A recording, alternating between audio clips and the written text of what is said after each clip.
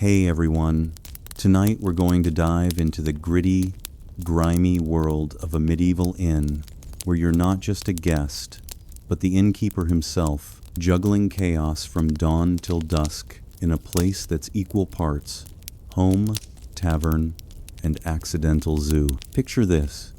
You're huddled under a straw mattress that smells suspiciously like last week's ale, while downstairs, a rogue chicken clucks its way through the common room like it owns the deed.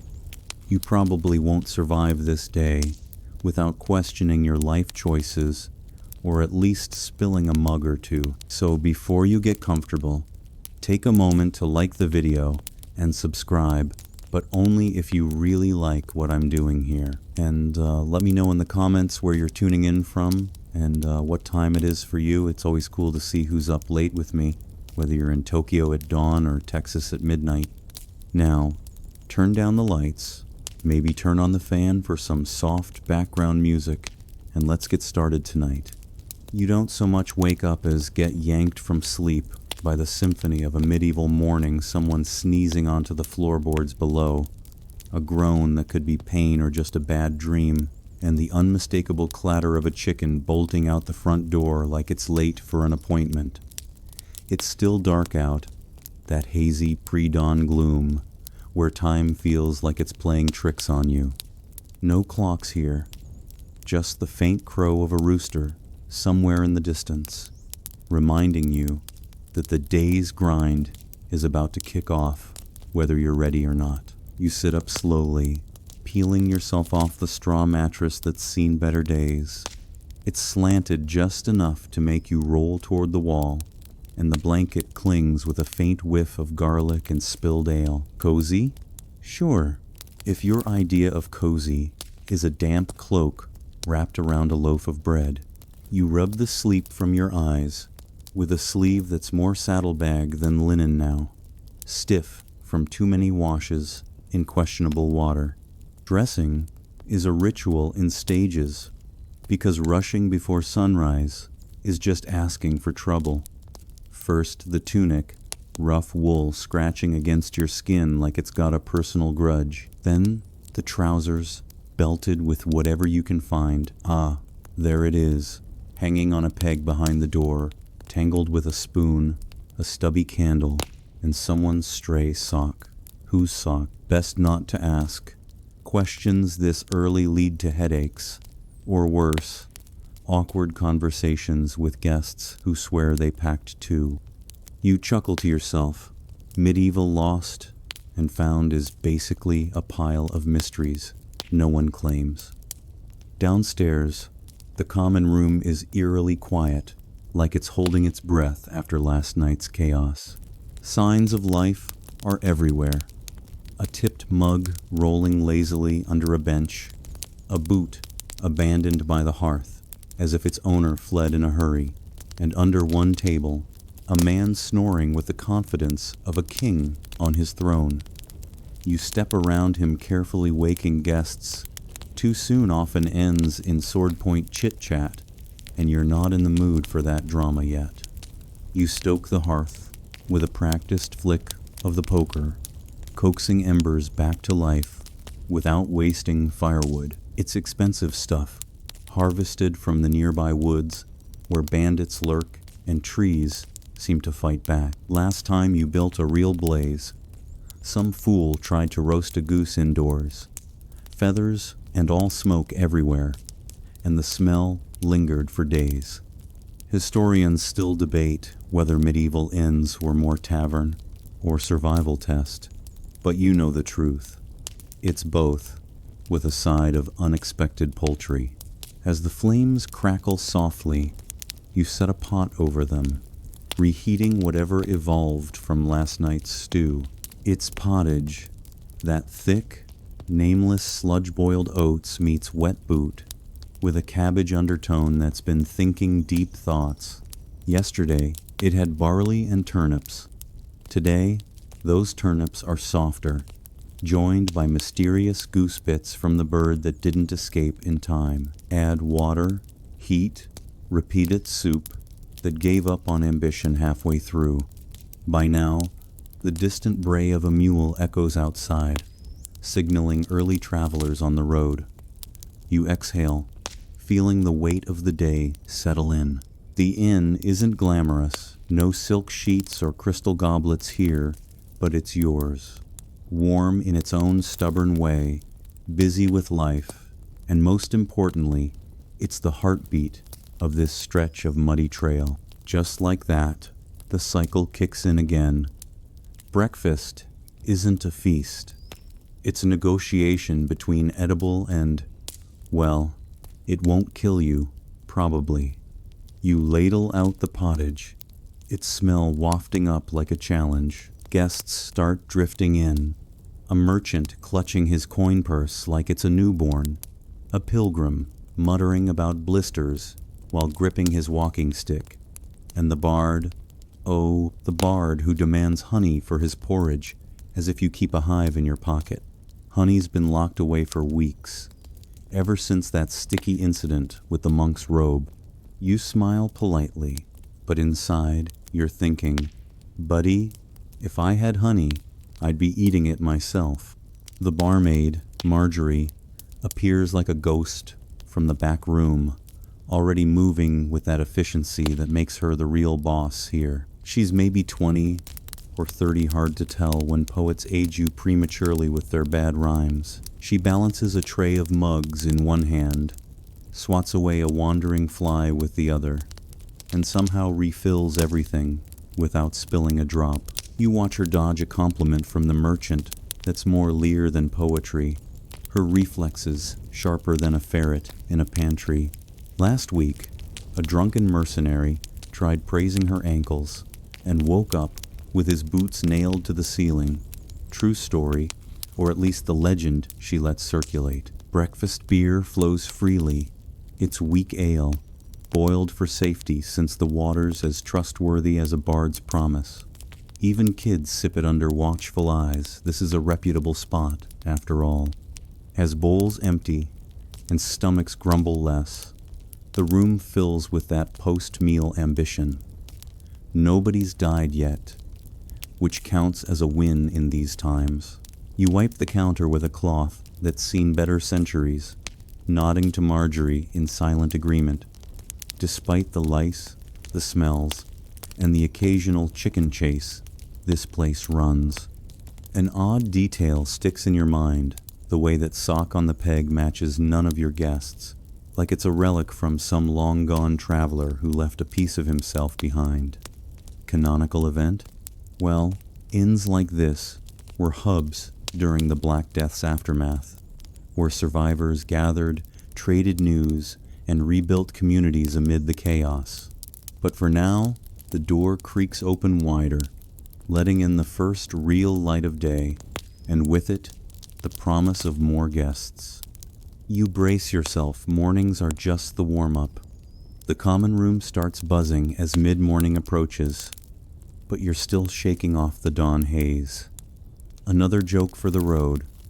Why do medieval innkeepers hate mornings? Because they're always ailing from lack of sleep.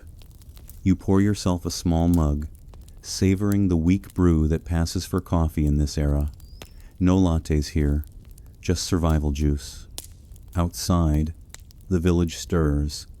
A smith hammers away, unreasonably loud for the hour, and a cart rattles by, probably loaded with more turnips destined for your pot. You glance at the snoring man under the table time to nudge him awake gently, or he'll claim the spot all day. As the sun peaks higher, you feel the inn's rhythm pick up, like a heartbeat quickening. Remember that chicken escape? It's back now, pecking at crumbs like nothing happened. You shoo it out with a broom, laughing softly. Life here is predictable in its unpredictability. The day stretches ahead, full of spills, stories, and stew. But for this moment, it's just you, the fire, and the quiet before the storm. The quiet before the storm doesn't last long, does it? As you shoo that pesky chicken out the door one last time, the first real wave of guests starts trickling in, turning your cozy common room into a bustling hub of mismatched armor, dusty cloaks, and questionable hygiene. It's mid-morning now, and if there's one thing a medieval inn doesn't need more of, it's people. Yet here they come, pouring in like pigeons, with luggage, each one dragging their own brand of drama through the threshold. You straighten up behind the counter, wiping your hands on that ever-reliable rag, and plaster on your best welcome, stranger smile, the one that says, pay up front and don't break the furniture. The air thickens with the scent of road dust, unwashed wool, and whatever that knight's horse left behind on his boots. It's a pungent reminder that personal space is a modern luxury you can only dream about. First through the door is what looks like a knight, or at least someone playing the part his armor's mismatched, rusty in spots, held together with bits of curtain rope that probably came from a noble's window he borrowed on the way. He clanks up to the bar, demanding a private room with the kind of bluster that screams no coin, big ego, and you catch a whiff of his scent, like a horse that lost a bet with a swamp. You nod politely, quoting a price that makes his eyes widen, but before he can haggle, in comes a merchant's apprentice, all wide-eyed and talkative, boasting about his fleet of ships like he's the East India Company incarnate.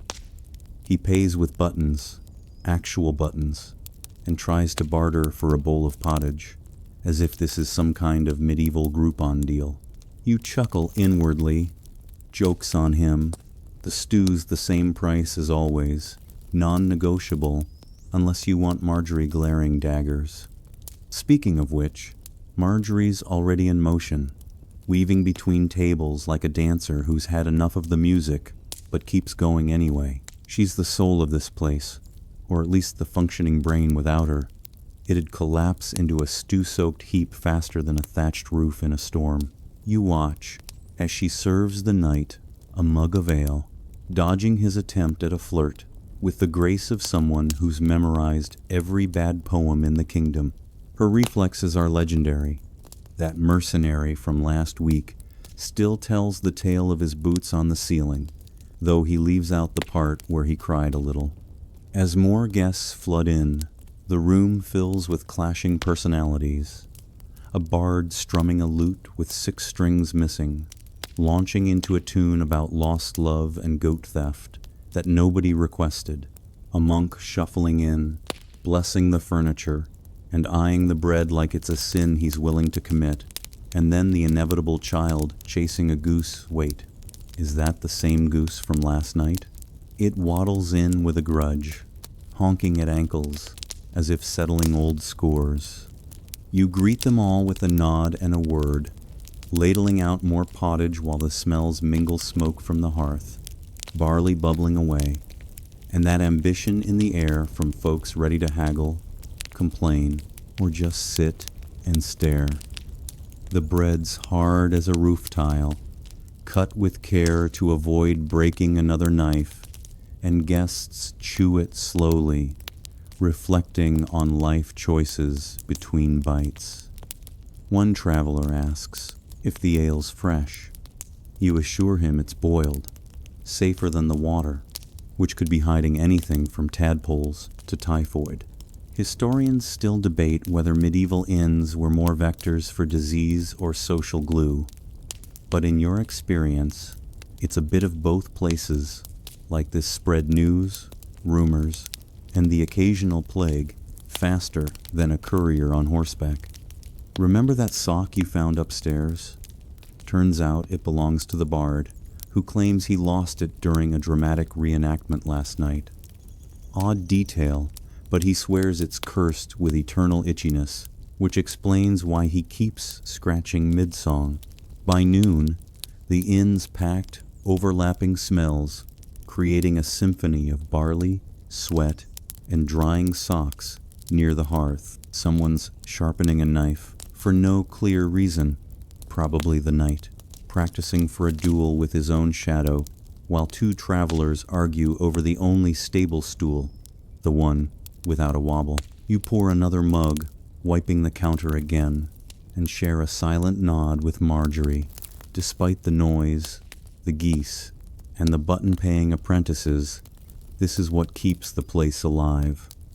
A canonical event pops into mind, the Tabard Inn in Chaucer's Canterbury Tales, where pilgrims gathered just like this, swapping stories on their way to the shrine, turning a simple stopover into the start of an epic journey. Your inn might not inspire poetry like that, but on a good day, it feels close, with folks from all walks sharing tales over ale.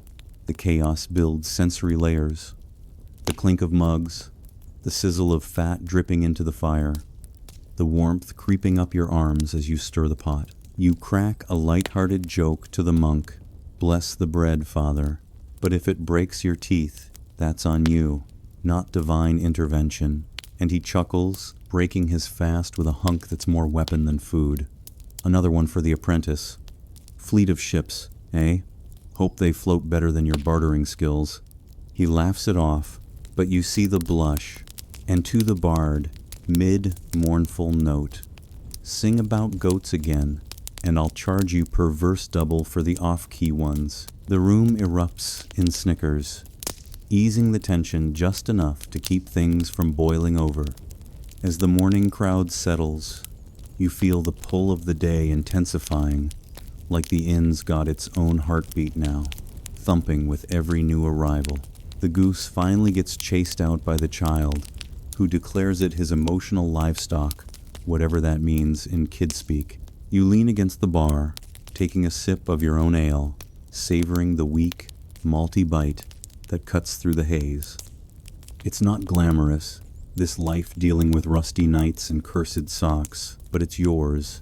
And in moments like this, with the fire crackling and stories starting to flow, it almost feels worth the early wake-ups. Almost. The sun climbs higher, casting long shadows through the open door, and you brace for whatever the afternoon brings, knowing that in a medieval inn, peace is just the pause between one quirky guest and the next.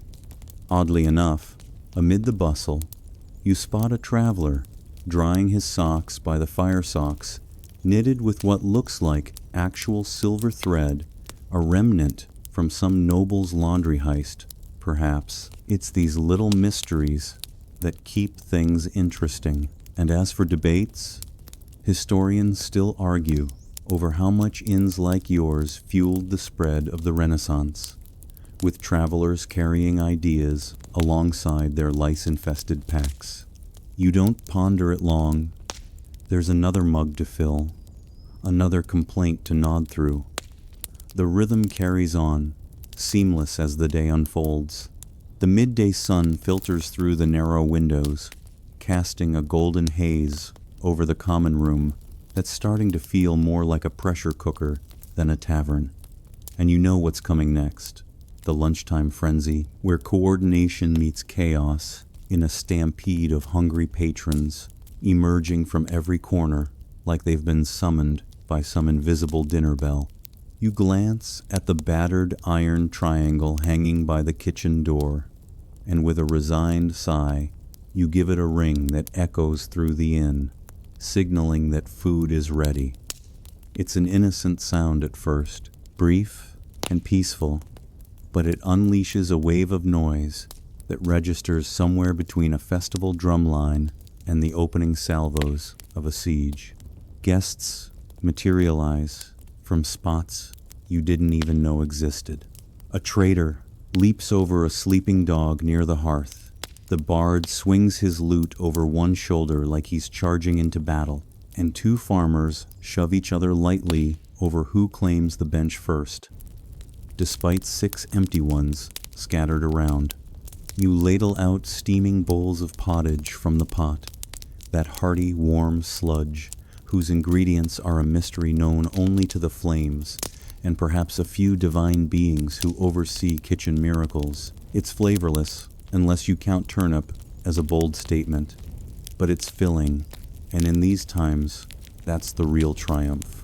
Marjorie's right there with you, her tray loaded like a battlefield supply cart, eyes locked in that 1,000-yard stare, reserved for those who've broken up 2 seating arguments before the ale even hits the tables. She weaves through the rush, doling out food, forced smiles, and warnings all at once, a one-woman performance that deserves applause, but she'll settle for a full tip jar, and maybe a quiet moment later to curse under her breath. You hand out bread with a ceremonial thunk, each chunk hard enough to double as a doorstop, and watch as diners dip it into their stew to soften it, resulting in a few casualties where the crust punches clean through the bowl bottoms. One guest, the rusty knight from earlier, asks if it's vegetarian. Another, the monk, inquires what vegetarian even means in this godforsaken era. You pretend not to hear either, focusing instead on refilling mugs before the complaints turn sharp. The room's alive with sensory overload, the sizzle of stew bubbling over the flames, the earthy scent of barley mingling with sweat, soaked wool, the warmth of bodies packed too close, making your tunic stick to your skin like a second, unwelcome layer. Over near the hearth, a pair of guards tries to out-burp each other, their efforts louder than the suspiciously cheerful monk humming hymns between mouthfuls of pottage that's probably breaking his fast in ways he'll confess later. The goat, yes, that goat, has wandered back in, drawn by the commotion, and now it's under table 3, eyeing crumbs like a seasoned opportunist. You shoo it half-heartedly, but it sneezes on the apprentice's boots, adding a fresh layer of chaos that has everyone chuckling. You crack a joke to lighten the mood, leaning over to the bard who's belting out a verse mid-bite. Sing any louder, friend, and you'll scare the flavor right out of the stew, assuming it had any to begin with. He laughs, nearly choking, which draws more snickers from the crowd. Then to the knight, who's complaining about the texture. Sir, if the pottage bites back, it's just returning the favor from your armor's rust fair trade, I'd say. And to the child feeding the goat scraps, keep that up, kid, and we'll rename the inn Goat's Paradise Tips, in hay accepted. The room eases a bit with the humor, but the frenzy doesn't slow. Chairs scrape, mugs clink, someone coughs theatrically as if they've been waiting eons, even though they strolled in 9 minutes ago, still in their cloak. Lunch stretches on for about an hour, or at least that's what the sun suggests inside. Times measured by spills, like the ale that ends up on a merchant's lap, or accusations of dice cheating that flare up in the corner. You navigate it all from behind the counter, stirring the pot occasionally to keep the bits from sticking, feeling the heat creep up your arms and the sweat bead on your forehead. An odd detail catches your eye amid the rush. One of the farmers has a spoon carved from what looks like dragon bone, or so he claims actually walrus tusk, traded from Norse merchants who passed through last season, a remnant of Viking raids that still echo in trinkets like this. Canonical event? Think of the Great Famine of 1315 to 1317, when inns like yours became lifelines, serving whatever scraps could be scrounged amid crop failures that starved millions across Europe. Your pottage might be bland, but back then it was salvation in a bowl, keeping travelers alive through the endless rains. Historians still debate whether that famine sparked the peasant revolts that followed, or if it was just the straw that broke the feudal camel's back.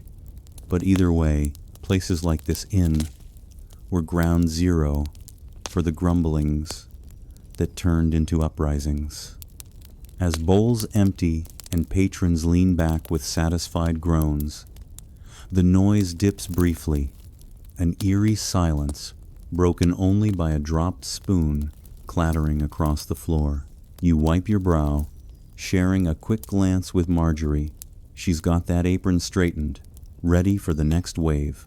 But for now, it's a momentary breather in the storm. The goat gets escorted out again with stern words and a broom, though you suspect it'll be back by supper, grudge intact. You pour yourself a sip of ale, the weak brew cutting through the midday haze, and reflect on how this frenzy, messy as it is, keeps the coins flowing and the stories spinning. One trader tries trading his crust for extra ale at works, because why not? And you chuckle at the absurdity, feeling the inn's pulse throb with life. The sensory details linger, the sticky residue on tables from spilled stew, the faint metallic tang of the iron triangle still vibrating in your ears, the warmth of the hearth battling the draft from the open door where more shadows loom, hinting at afternoon arrivals. But peace is fleeting. Someone already asks when supper's ready, and you mutter under your breath about endless appetites. Remember that cursed sock from upstairs? The bard's still scratching, claiming it's why his tunes are off-key today. Blame the itch, not the talent, he says with a wink. You nod along, ladling one last bowl for a latecomer, the steam rising like a veil over the room's organized disorder. The lunch rush winds down, leaving behind a battlefield of crumbs and empty mugs. But you've survived it, muscles aching from the constant motion, mind buzzing from the chatter. Jokes aside, this is the heart of innkeeping, turning hunger into harmony, one dubious bowl at a time. As the sun shifts, casting longer shadows, you brace for the cleanup, knowing the cycle's far from over. But for this beat, the inn hums with that post-meal contentment, a rare quiet before the next quirk unfolds, with the last echoes of the lunch frenzy fading into a brief, deceptive calm, the kind that makes you think maybe, just maybe, the afternoon will be gentle. You lean against the bar, wiping sweat from your brow with that rag that's starting to feel like an old friend, or at least a persistent enemy. But no, the inn doesn't do gentle. It does relentless. And right now, the real engine of this place is kicking into high gear. Marjorie's domain, where chaos isn't just managed, it's orchestrated, like a bard's off-key symphony, with you right there in the thick of it, navigating the whirlwind of serving and wrangling patrons who seem to multiply by the minute. The air still hangs heavy with the remnants of stew, earthy, slightly charred from the hearth's uneven heat, and the sticky residue on tables clings to your fingers as you clear a spot, the warmth of the room pressing in like a too familiar hug from a drunken uncle. You watch Marjorie glide through it all, tray balanced on one hand like it's an extension of her arm, the other swatting away a fly or a wandering compliment with equal precision. She's the patron saint of efficiency here, aged prematurely by exposure to traveling poets and their endless requests for just a splash more. Honey, dear, you join her in the dance, because in this inn, everyone's a performer. You ladle out refills of ale, while she dodges the knight's attempt at chivalry, which looks more like a clumsy grab for her apron strings. Her name's Marjorie, about 20 or 30 or whatever age comes from dodging nonsense daily, and without her, this place would be a stew-soaked ruin. You hand her a stack of mugs, feeling the cool clay against your palms, still damp from a quick rinse in the rain barrel out back, and she shoots you that look, the one that says, handle the bard before he starts. Another verse about goats. She's not rude, just brutally efficient, taking orders in 4 dialects, pouring without spilling, and insulting nobles without technically committing treason. You chuckle softly as she tells the merchant his coin purse looks heavier than his manners, her voice low and smooth, like honeyed ale on a cold night. Sensory details hit you in waves. The clink of coins dropping into the tip jar, the faint metallic tang of the iron ladle scraping the pot, the warmth radiating from the hearth, battling the draft, sneaking under the door, carrying hints of mud and horse from outside. As you navigate the post-lunch stragglers pouring ale for the monk who's now explaining why bread isn't a sin if it's already broken, you feel the chaos ramp up again, patrons shifting from full-bellied contentment to restless energy. The apprentice tries haggling for a free refill, claiming his buttons are vintage currency, and you quip back, vintage? More like vestige of a bad trade, pay up or start washing mugs. Lad. He blushes, but it lightens the mood, drawing a snort from the guards nearby. Then the bard, ever the opportunist, requests a stage for his next tune. You joke? Stage? This floor's seen more performances than a king's court, mostly accidental spills. Tune it down, or tune out.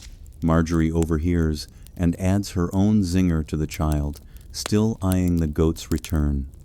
Feed that beast any more, and it'll think its guest rooms are extra for horns.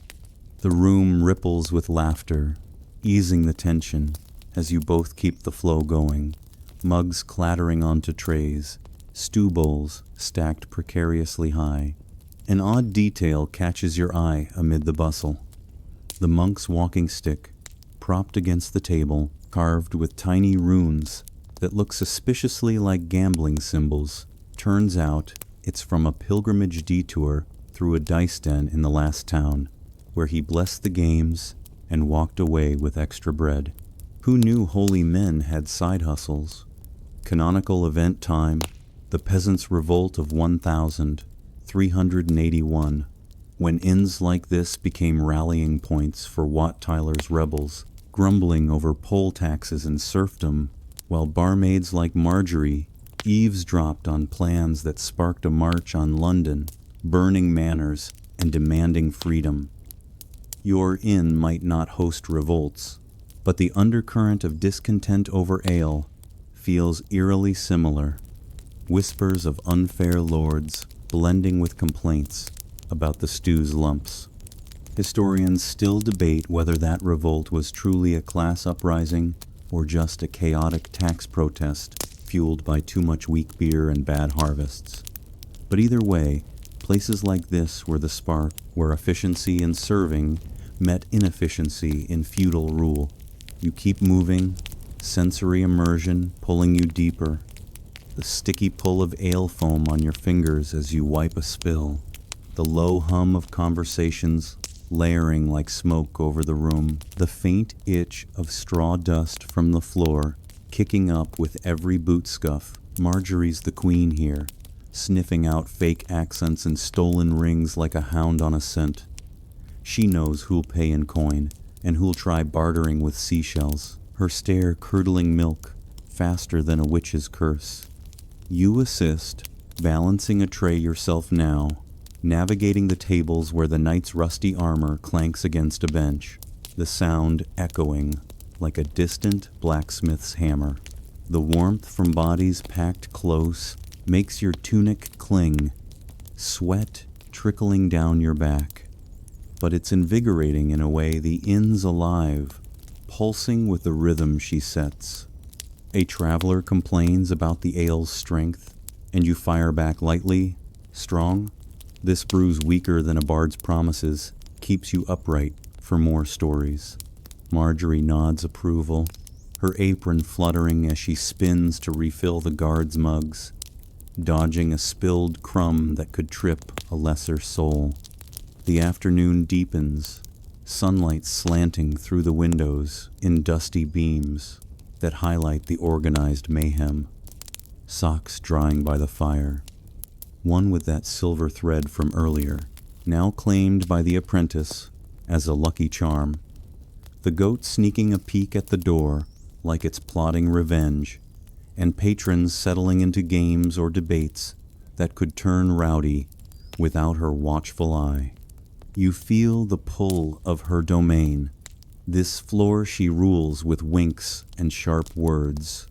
The air thick with barley and ambition, your muscles aching from the constant motion, but your mind sharp from the banter. Remember that dragon bone spoon from lunch? The farmer still twirling it, claiming it wards off bad pottage, oddly effective? Or maybe just placebo in a world where faith flavors everything.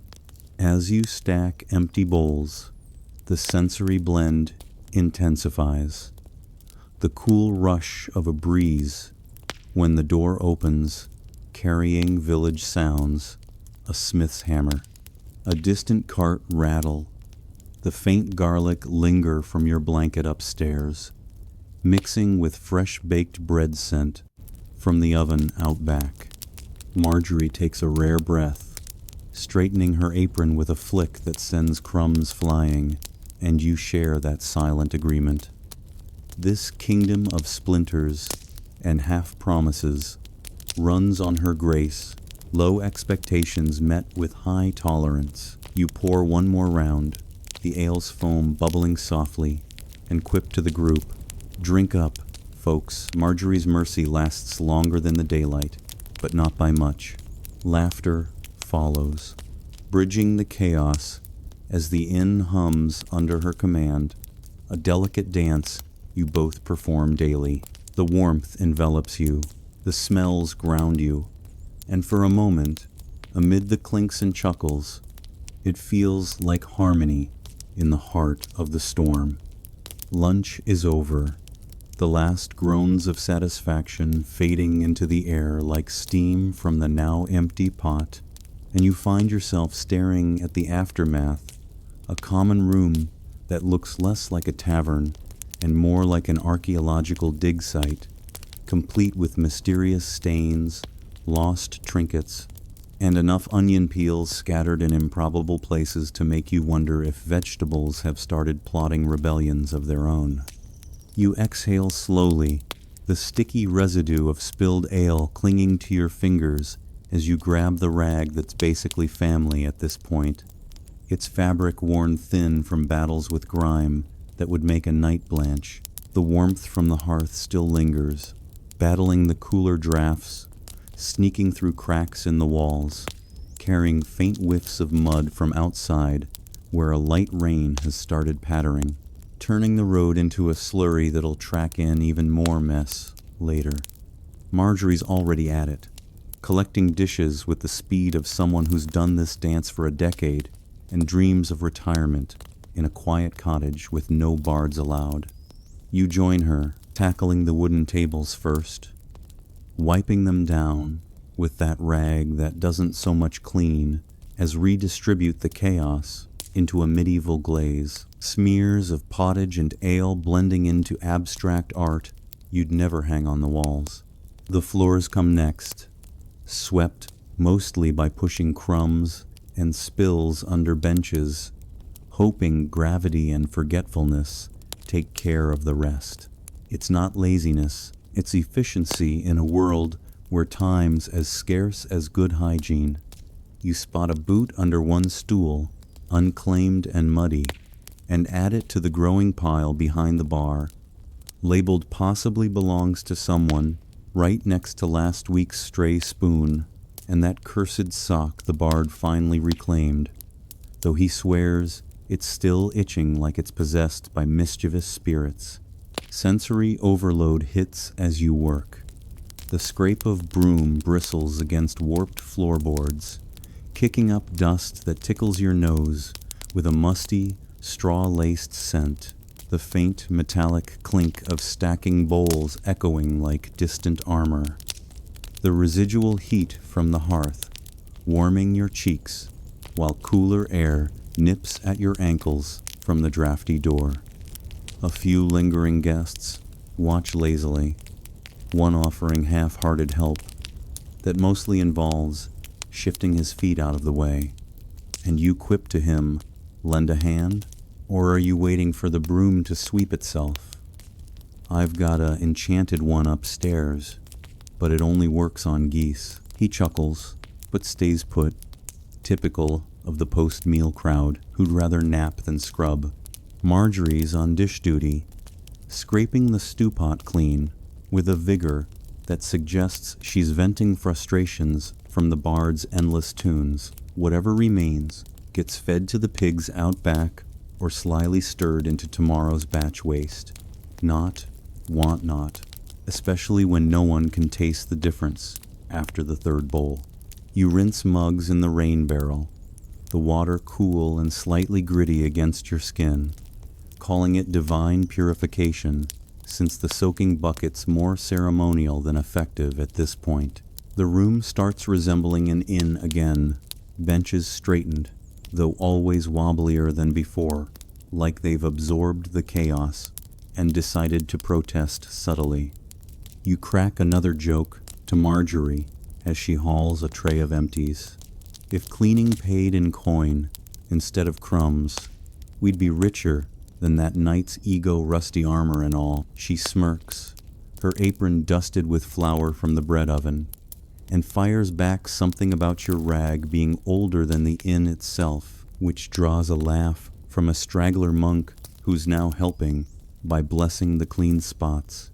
An odd detail emerges from the debris. Under a bench, you find a small carved wooden charm shaped like a tiny dragon, etched with runes that glow faintly in the firelight, or maybe that's just the ale talking. It belongs to the apprentice, who claims he whittled it from a branch struck by lightning. A lucky talisman that's supposed to ward off bad trades, though judging by his button payments, it's on strike today. Canonical event? The siege of Constantinople in 1453, when inns across Europe became refugee hubs as Byzantine exiles fled Ottoman cannons, sharing tales of fallen walls over hurried meals, while barmaids like Marjorie patched up wounds and morale. Your cleanup might seem mundane, but back then it was amid the echoes of Empire's end, sweeping away not just crumbs, but the dust of a shattered world that reshaped trade routes and sparked Renaissance curiosity. Historians still debate whether that siege truly ended the Middle Ages or just accelerated the shift to gunpowder empires, with some arguing it was more a cultural pivot than a clean break. But either way, the ripple effects filled inns like yours with exotic spices and stories that flavored even the blandest pottage. You keep at it, muscles aching from the bending and scrubbing, the sensory tapestry weaving tighter, the faint garlic tang from your morning blanket now mixing with fresh rain scent wafting in, the low crackle of embers dying down, the sticky pull of drying ale on the tables, making your rag drag with a soft rasp. A guest who lingered too long gets the look from Marjorie, a glance so potent it once made a noble tip, a silver coin, and vanish forever. His legend whispered like a ghost story. You join in, nudging a farmer's abandoned crust into the pig slop bucket, joking to the room. If stairs could clean, Marjorie'd have this place spotless in a heartbeat, mine included, if I don't hurry up. Laughter bubbles up, lightening the labor as the final crumbs get brushed away. The benches reset, and peace settles briefly, like a breath between storms. The goat peeks in again, but you shoo it with the broom, its hooves clattering on the threshold, adding a comedic punctuation to the task.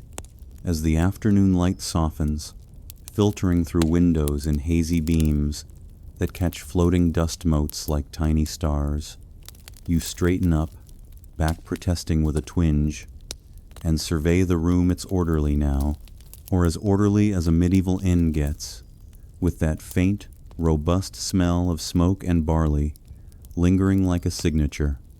Marjorie takes a breath, apron retied, and you share that nod of accomplishment. The mess is tamed, but you know it's temporary. The pause before new guests bring fresh disasters. Sensory echoes persist. The cool dampness on your hands from the barrel water, the faint itch of dust in your tunic, the warmth receding as the fire banks low. Remember that dragon charm? The apprentice snatches it back, claiming it survived a tavern brawl last month unscathed, oddly believable. Given how it gleams unnaturally, you pour a quick sip of leftover ale, the malty bite grounding you, and mutter about endless cycles. But deep down, this cleanup ritual is what keeps the inn standing, turning riot into readiness, one sweep at a time. The door creaks with a new arrival's shadow, and you brace, rag in hand, for whatever quirk comes next. Peace never permanent, just borrowed. Just as the last crumb is swept away, and you dare to take a sip of that leftover ale, letting its weak, malty bite wash over your tongue like a fleeting reward. The door creaks open with that familiar groan, ushering in new guests who bring fresh faces, fresh problems, and, worst of all, a barrage of questions that hit you like arrows from a poorly aimed archer. The afternoon light slants through the windows in dusty beams, casting long shadows across the freshly wiped tables, and the air still carries that robust mix of barley and rain-damp earth from outside, where puddles are forming in the ruts of the road. You set down your mug with a soft clink on the counter, feeling the cool clay linger on your palms, and brace yourself as the first traveler steps in, a man in an oversized cloak, his beard thick enough to nest woodland creatures, wearing an expression like he's about to etch a review on parchment for all to see. He marches straight to the bar, boots squelching mud onto the floor you just swept, and leans in close enough for you to catch the earthy tang of wet wool and distant campfires, asking in a haughty tone, "Do you serve almond milk here?" The room falls into an immediate, total silence, broken only by the faint crackle of the hearth embers and a stool creaking under the weight of collective judgment from the lingering patrons. You blink, processing the absurdity almond milk in a roadside inn where the closest thing to luxury is bread that doesn't break your teeth, and manage a polite nod, explaining that the menu's more ale and whatever the pot's brewing than exotic imports from far-off merchants' dreams. But before you can steer him toward a mug, in comes a young couple, standing suspiciously close, yet determined not to touch, their cloaks dripping rainwater that pools at their feet with a soft patter. They ask if they can inspect the room first, and you point upstairs with a wave of your hand, describing it as wooden, walled, and leak-free in summer, usually while feeling the draft from the open door nip at your ankles, carrying the faint, metallic scent of impending storm. Marjorie's already on it, her apron fluttering as she guides them with that efficient grace. But then, a third guest barrels in, covered in dust, that clings to his self-important robes like a second skin, insisting on knowing where you source your candles, if the stew's ethically prepared, and whether the goat's trained to stay outside. As if on cue, the goat wanders in at that exact moment, its hooves clicking softly on the floorboards, and promptly sneezes on his boots, sending a spray of whatever goats harbor into the air, mixing with the room's barley haze in a way that makes your nose twitch. You handle it all with nods and half-answers, pouring ale to distract, while the smells intensify the sharp, vinegary note of the sneeze blending with fresh rain and hearth smoke, the warmth from the fire, contrasting the chill seeping in. A different bard this time, because one was never enough, insists on paying with a song, plucking his lute with 3 wrong notes in a row before launching into a ballad about a lady and a leaky chamber pot. You ask him to stop politely, broom in hand as a subtle hint, joking under your breath to Marjorie, "If songs were coin, we'd be rich too bad. This one's more debt than deposit, eh?"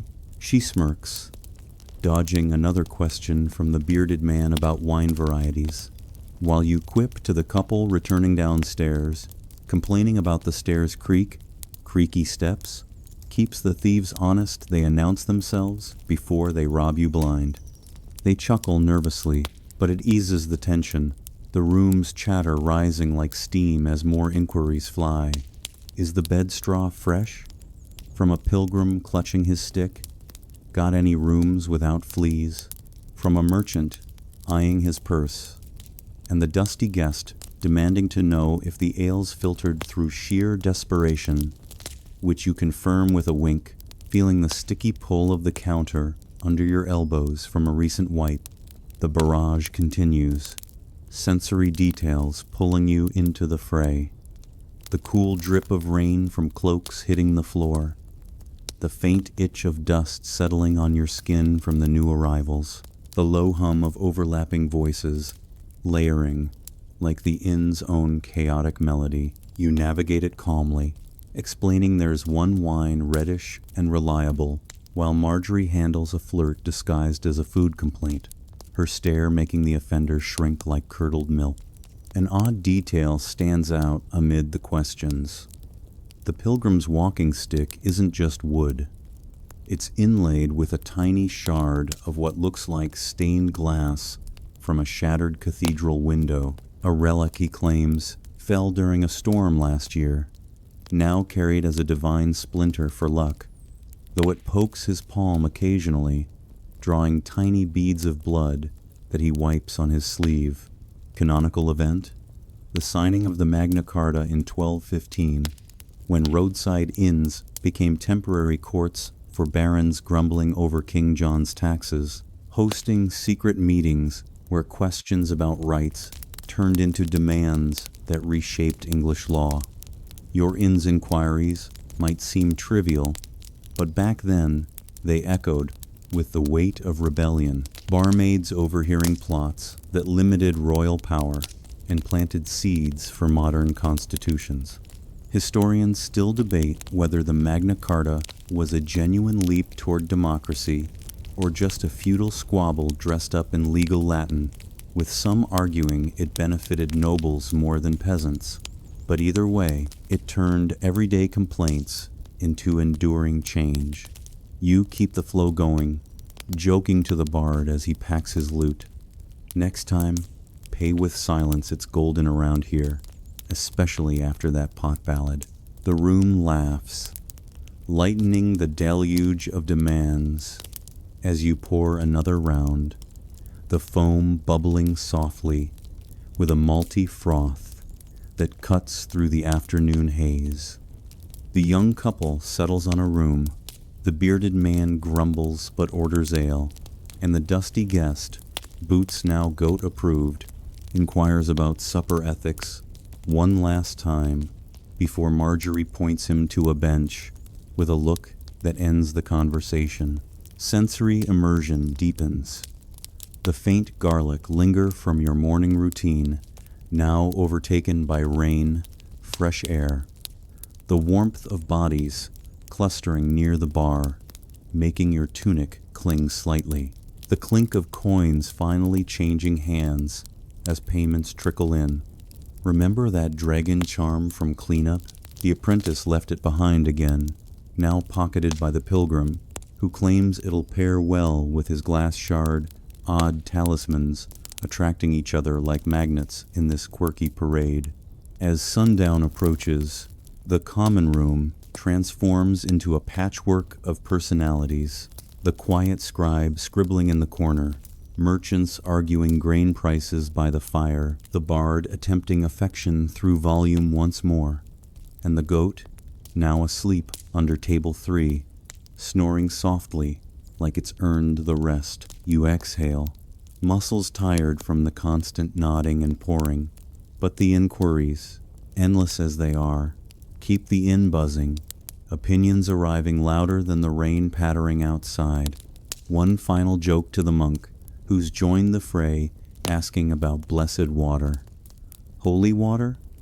We've got ale that's been prayed over, mostly, "Please don't make me sick," by the last drinker. He grins, and the rhythm carries on, questions blending into the inn's heartbeat.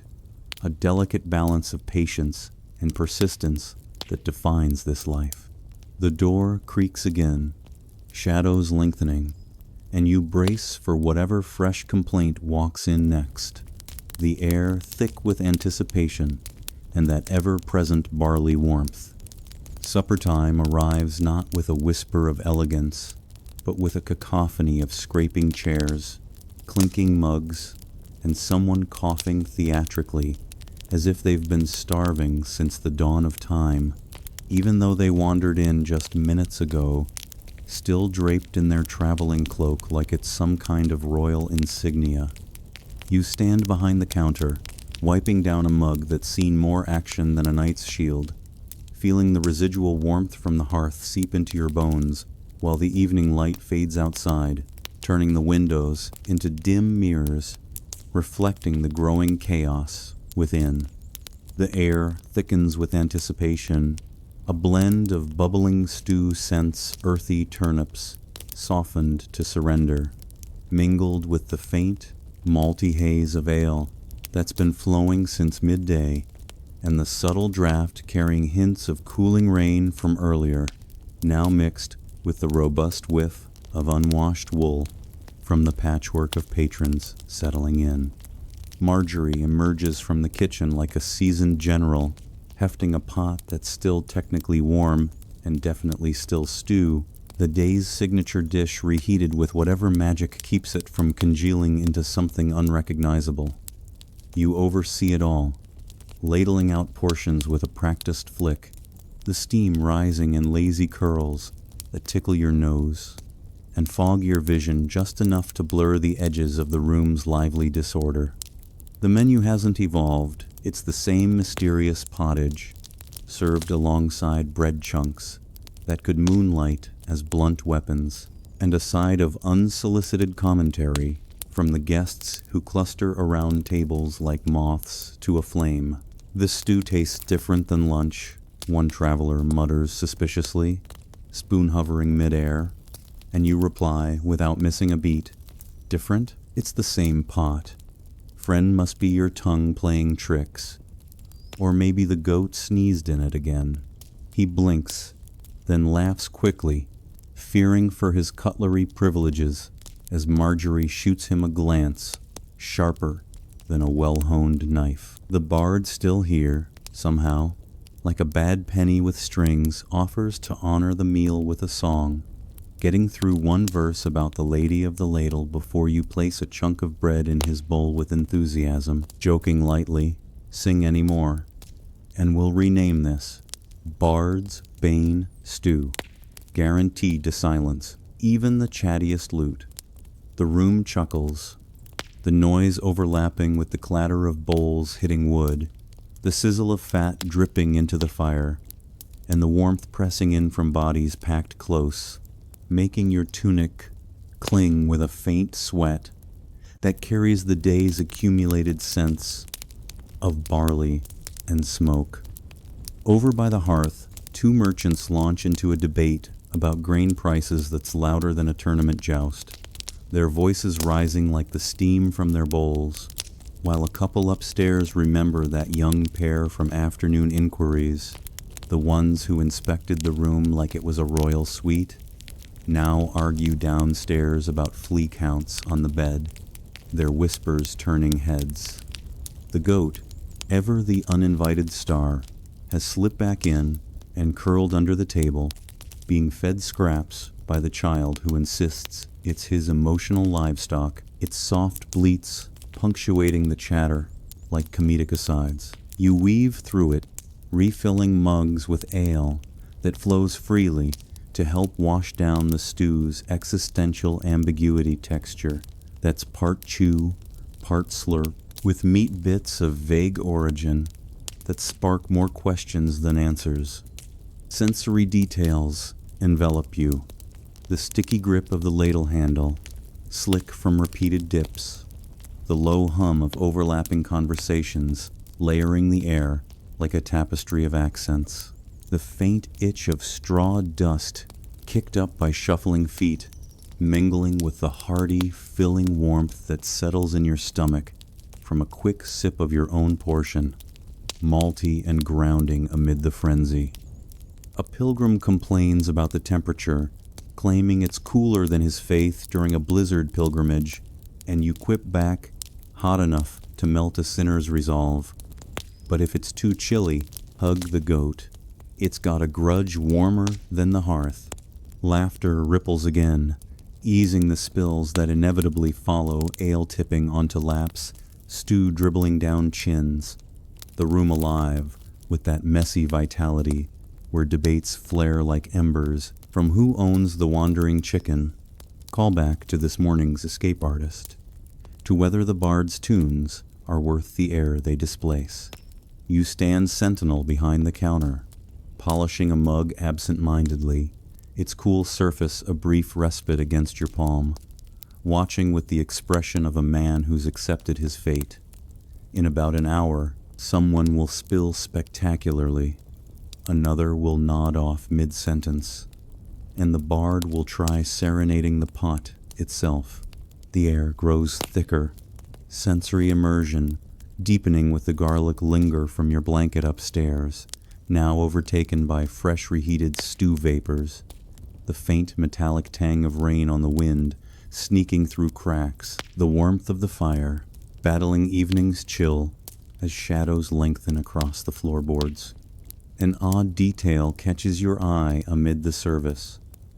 One merchant's spoon isn't silver or wood, but fashioned from a polished cow horn, etched with tiny maps of trade routes he claims were drawn by a one-eyed cartographer during a storm at sea, the horn supposedly unbreakable and lucky, though it wobbles precariously in his bowl, like it's plotting an escape.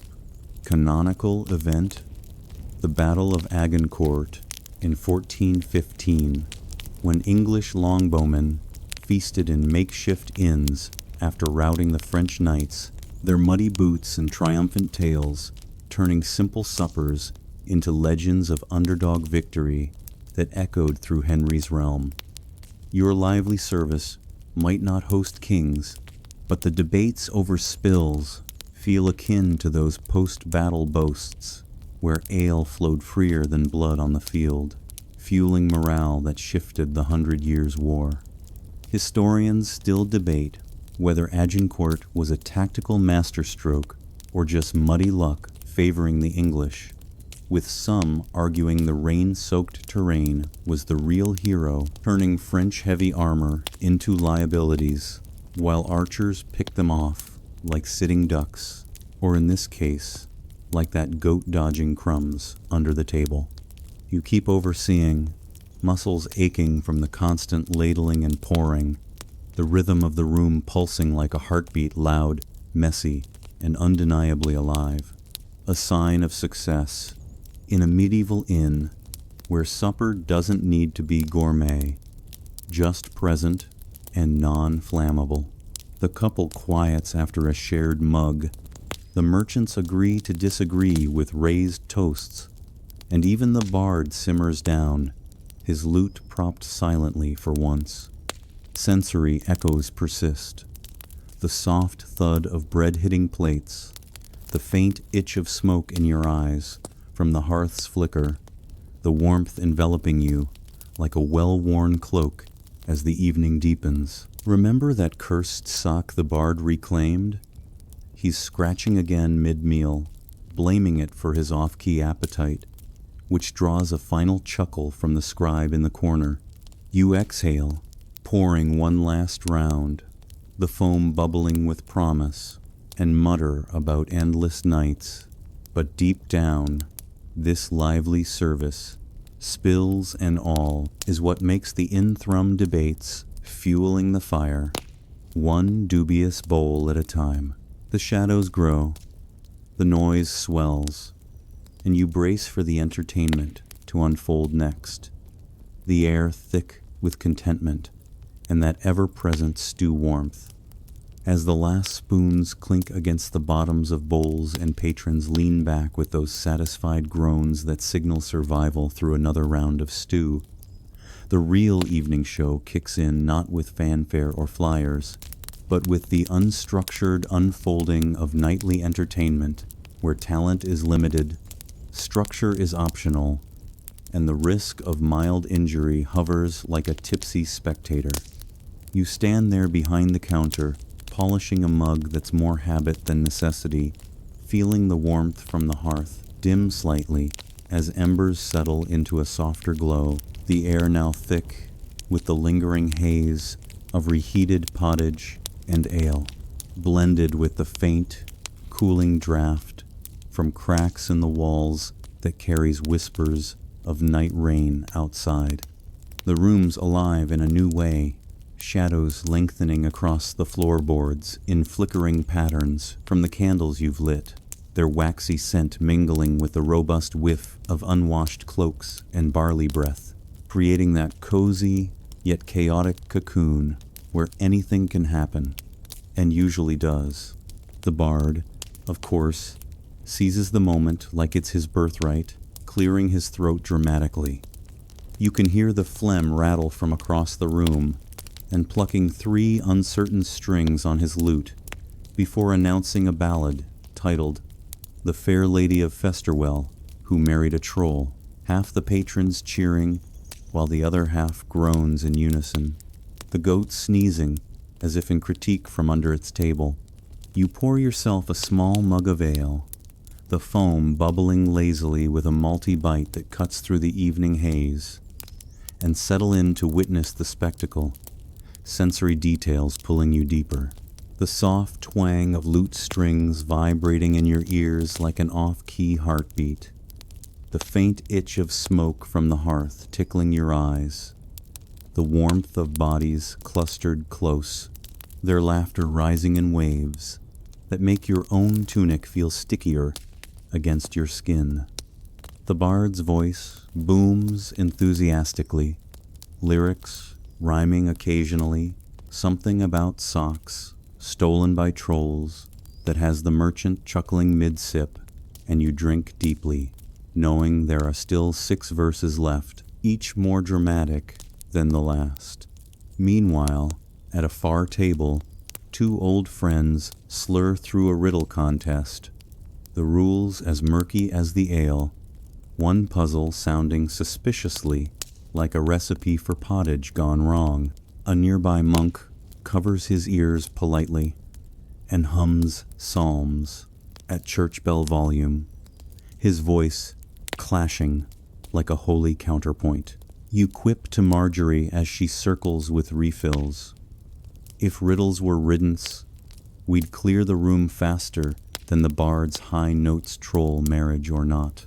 She smirks, dodging a dice roll that skitters across the floor, while you joke to the monk, "Father, if psalms beat ballads, bless us all, we'll need it for the encore." The dice emerge next, wooden and chipped, possibly blessed or cursed depending on who's rolling, drawing a small crowd where bets fly, using coins, buttons, a very old pair that's seen better days, and one man's left shoe, no questions asked, though its value sparks a mini debate louder than the game itself. You watch from afar, the clatter of dice against wood echoing like distant thunder, the air buzzing with that electric mix of anticipation and ale-fueled bravado, sensory immersion deepening with the faint metallic tang of candle wax dripping nearby, the low hum of overlapping cheers and groans layering the room's melody. Marjorie patrols like a falcon, spotting trouble before it spills, literally catching the bard mid-gesture as he tries standing on a bench for theatrics, the leg wobbling precariously under his weight.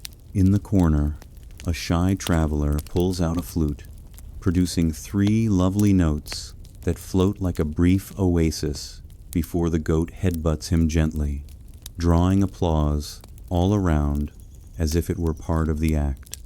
You lean over to a guard placing bets, joking softly, "Bet on the goat next time it's got better odds than that shoe, and fewer holes." The laughter bubbles up, lightening the mild mayhem as games and songs intertwine. the warmth enveloping you like a shared cloak, muscles relaxed for once, amid the unfolding whimsy. An odd detail stands out in the dim light. The shy flutist's instrument isn't ordinary wood, but carved from what looks like a unicorn's horn, or so he whispers, actually a narwhal tusk, traded from northern sailors who spun tales of sea beasts during a stormy layover last winter. The flute's surface etched with swirling patterns that catch the candle flicker like hidden runes, producing notes that oddly soothe the goat into stillness. Canonical event: the sack of Rome in 1527, when mutinous imperial troops turned the eternal city into a chaotic festival of looting, with makeshift inns hosting drunken soldiers who entertained themselves with dice games and bawdy songs amid the ruins, their revelry echoing through Vatican halls, while artists fled with half-finished masterpieces.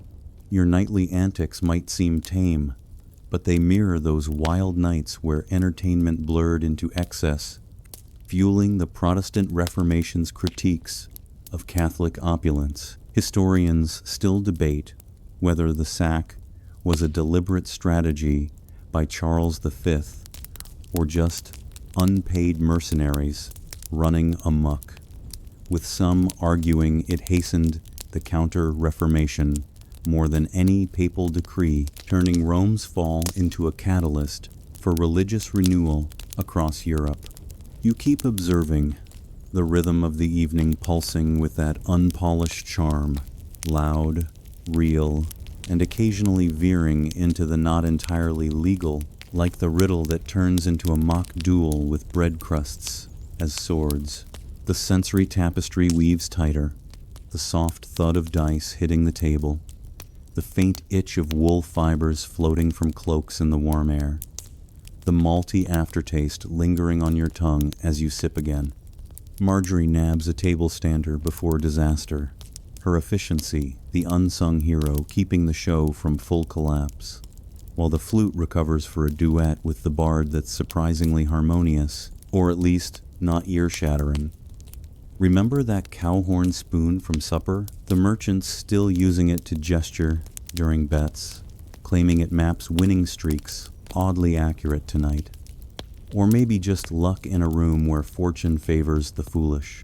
You quip to the crowd as a riddle stumps everyone. If entertainment's the riddle, the answer's in chaos, solves itself every night. No prize needed. More chuckles follow, bridging the games and songs. As the night deepens, candles guttering softly, the air thick with smoke and stories. Your role as witness feeling like the best seat in this impromptu theater. The warmth settles deeper, the noise a comforting drone, and you brace subtly for the wind down, knowing this unstructured spectacle, injuries averted, is what turns a simple inn into a living legend, one off-key note at a time. There's no official closing time at the inn, no bell tolling like a town crier, or lights dimming with a dramatic flourish. It's more a gradual unraveling, a societal collapse in slow motion, where the energy drains out like ale from a cracked barrel, leaving behind yawns, wobbly steps, and the faint crackle of embers settling into quiet. You circle the common room with a practiced eye, the air now cooler as night fully claims the outside world, carrying a subtle chill that sneaks under the door and nips at your ankles, mingling with the lingering warmth from the hearth that's burned low, its smoky haze blending with the malty residue of spilled drinks and the earthy whiff of damp wool from cloaks draped over benches. The bard finally loses his audience, forgetting the lyrics to his final verse and filling in with dramatic throat noises that sound like a frog in distress. Someone tosses a crust of bread his way. It's unclear if it's applause or a polite bribe to wrap it up, and you quip softly as you pass. Throat noises? That's a new low, even for troll ballads next time. charge extra for the sound effects. He grins sheepishly, packing his lute with a clatter that echoes softly, the strings twanging one last off-key protest. Patrons start to slump, not always from the ale, but from the sheer weight of the day's stew settling in their guts like lead anchors. Gravity wins every time, turning lively merchants into makeshift furniture. As one leans back so far on his stool, he becomes a footrest for his companion, their snores harmonizing in a low rumble that vibrates the floorboards under your feet. You begin your rounds, stacking empty mugs like you're building a fortress against the dawn. The cool clay stacking with a satisfying clink that cuts through the fading chatter, while Marjorie raises one eyebrow at the lingerers that silent signal in innkeeper language, meaning wrap it up or start sweeping, your choice. A peddler insists on one last order after the hearth's gone dark, dreaming of a light snack like a full roast duck, and you hand him a hunk of bread with a firm suggestion to chew slowly and sleep sooner, joking lightly, "Duck, at this hour? We've got bread that's tougher than a night's resolve quacks just as loud when you bite it." He chuckles, but takes the hint, shuffling toward the stairs with a yawn that could swallow the room. The goat, ever the exception to indoor rules, curls up by the embers with a deep sigh, its fur soft and warm against the cooling stone. It's paid more attention during story hour than half the humans, so you let it stay, feeling the faint brush of its tail as you poke the dying fire, sparks dancing up like fleeting stars in the dim light. You check the doors, front and back, bolting them with a heavy thud that echoes through the quieting space. Though the front one swings open in high winds or heated arguments, so you prop a bucket in front just in case, the metal handle cool and gritty against your palm from earlier rinses. Behind the counter, you count the day's coins, mostly real currency, some buttons and carved bones, and once again, that old pair from the dice game, now squished but undecided value, worthy joking to yourself under your breath. If pairs paid rent, we'd upgrade to silk blankets, minus the garlic scent, of course. The room empties in soft, wobbly waves, cloaks rustling like whispers as couples head upstairs, bumping into every surface with muffled thuds, their giggles fading into the creaky ascent. By morning, they'll complain about the noise, the irony, as thick as tonight's stew. You nudge a snoring traveler off the table and onto a bench with a professional repositioning honed from years of subtle interventions, his cloak flopping over him like a defeated flag, the fabric rough and travel-worn against your hands. The chatter dies down to hiccups and yawns, a mug rolling lazily off a table with a soft clatter that startles no one, the air growing stiller, heavier with the day's accumulated scents, barley, smoke, and that faint, robust blend of digestion and damp earth from the rain-soaked ground outside. Sensory immersion wraps around you, the faint itch of cooling sweat on your skin from the earlier bustle, the low creak of floorboards shifting under your weight as you make final rounds, the malty aftertaste lingering on your tongue from that last sip, grounding you in the quiet transition. One couple vanishes upstairs, their footsteps echoing like a clumsy duet, while the scribe in the corner folds his parchment with a rustle, his ink-stained fingers leaving smudges that catch the candlelight. An odd detail emerges in the dim glow. Tucked under a bench, you spot a forgotten glove woven from what looks like spider silk, shimmering unnaturally in the firelight, actually harvested from golden orb weavers by a traveling alchemist who claimed it wards off pickpockets, though judging by its abandonment, it might attract them instead. the threads fine and sticky against your fingers as you add it to the lost pile. Canonical event? The signing of the Treaty of Westphalia in 1648, ending the 30 Years' War, when exhausted diplomats feasted in roadside inns across Germany, their late-night wind-downs over ale, forging fragile peace amid snores and stacked mugs, turning war-torn Europe toward modern state sovereignty. Historians still debate whether Westphalia truly birthed the nation-state system or merely formalized existing chaos, with some arguing it empowered princes more than it curbed religious strife. But either way, those quiet inn closings echoed with the weight of redrawn maps and buried grudges. You keep guiding the stragglers, a gentle nudge here, a quip there, sleep calls, friend, ignore it, and it'll send the goat as messenger drawing chuckles that fade into yawns, the room's pulse, slowing like a heartbeat, winding down. Marjorie stacks the last mugs, her apron dusted with the day's remnants, sharing that silent nod of victory as the inn grows quiet sort of, with the upstairs boot drop and the goat's deep sigh punctuating the peace. The warmth recedes, sensory echoes lingering, the cool draft brushing your neck, the faint crackle of embers, the air settling into stillness, thick with contentment. Remember that narwhal flute from entertainment hour?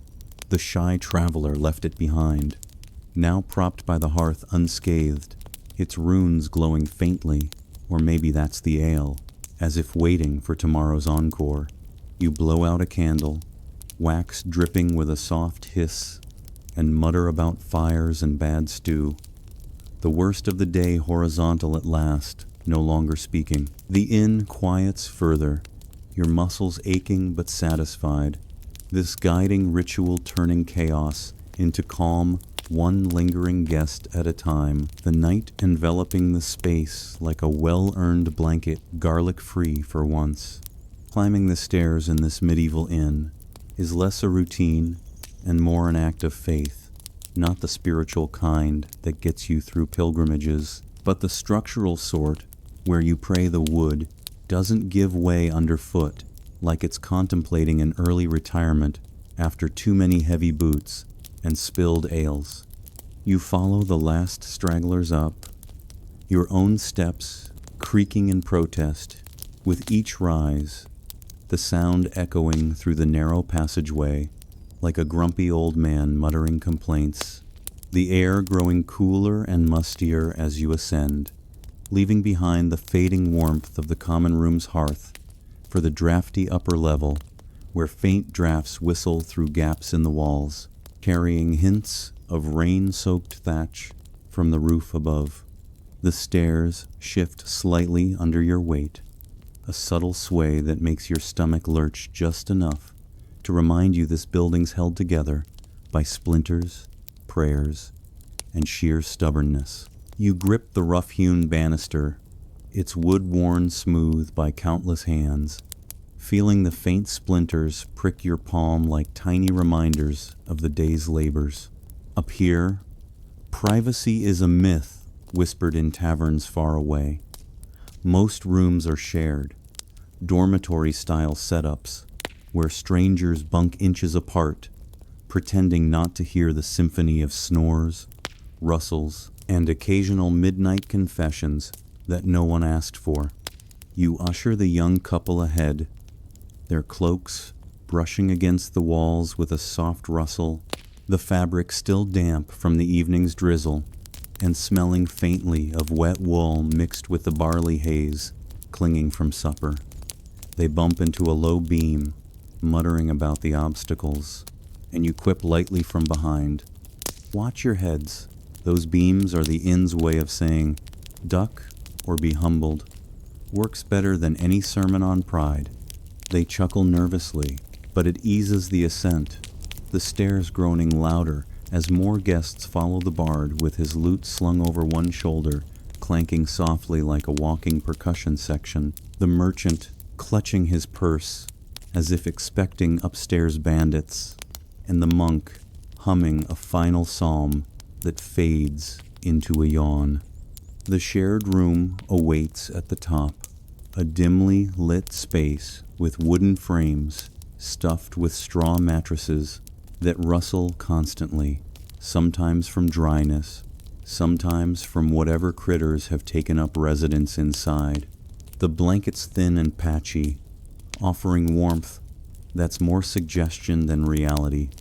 You direct folks to their spots, the air up here thicker with the day's accumulated scents, unwashed socks, lingering stew breath, and that vague ghost of ale that seems to follow everyone like a faithful hound, while the straw underfoot crunches softly, kicking up a faint, itchy dust that tickles your nose. Beds vary by coin, private if you're wealthy or loud enough to demand it, but most are communal, strangers snoring mere inches apart in a harmony that's anything but melodic, not light, adorable puffs, but medieval thunder that echoes off the beams like a wild boar rampaging through the rafters. You watch as the knight claims a corner spot, his rusty armor clanking as he sheds it piece by mismatched piece, the metal thudding onto the floor with a dull ring that startles the scribe already tucked in, parchment rustling as he shifts. Privacy? Pull your cloak over your head if you must, but it only muffles the sounds of someone muttering about fish and taxes in their dreams, or the unmistakable shuffle of a chamber pot being used behind a curtain that's fooling absolutely no one, its metallic tang, wafting briefly, sharp and unavoidable in the close quarters. You joke to the group settling in. Beds come with complimentary lullabies, courtesy of the snorers. If it's too quiet, blame the goat for not joining us up here.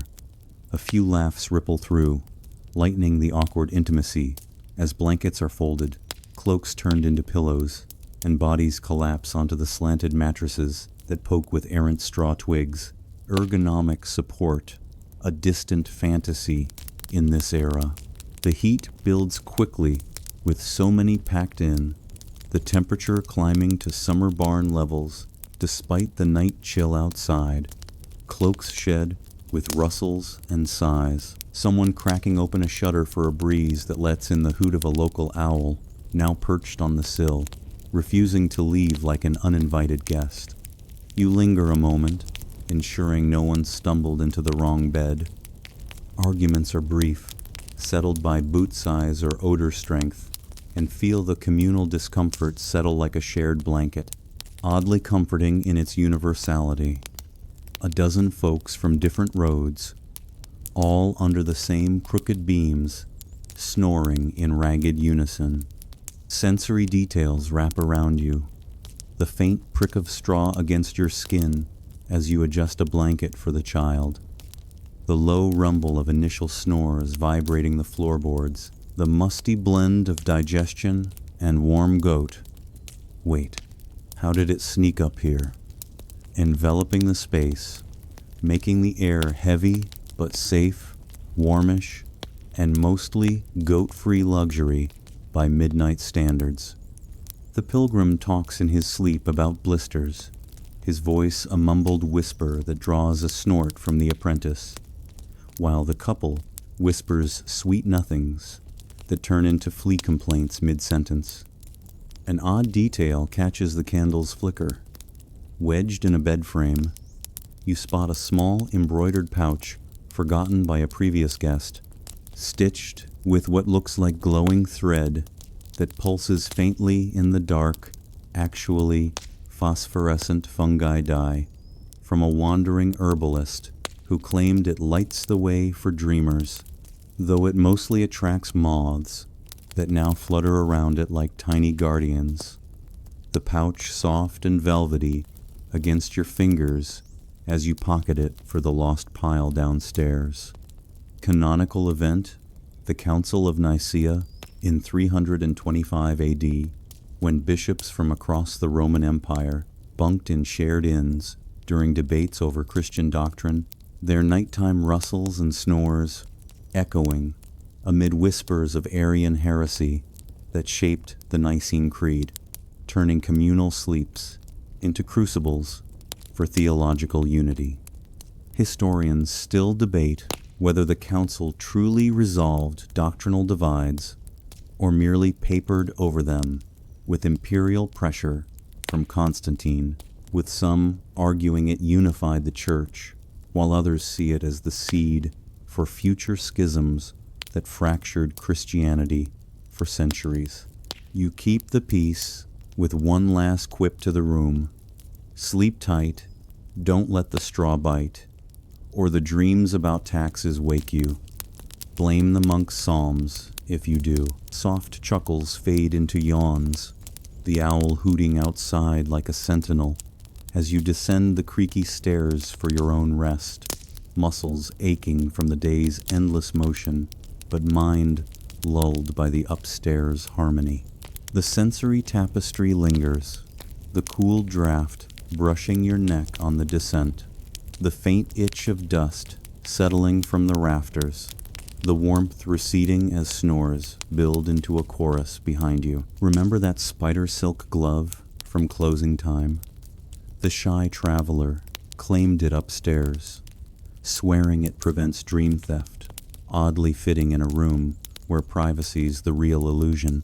You mutter about boars in the rafters, the inn's upper level not peaceful but secure, horizontal victory in shared spaces and suspicious warmth, the night deepening as you head for your chair behind the bar, the cycle pausing briefly in the quiet ascent to dreams.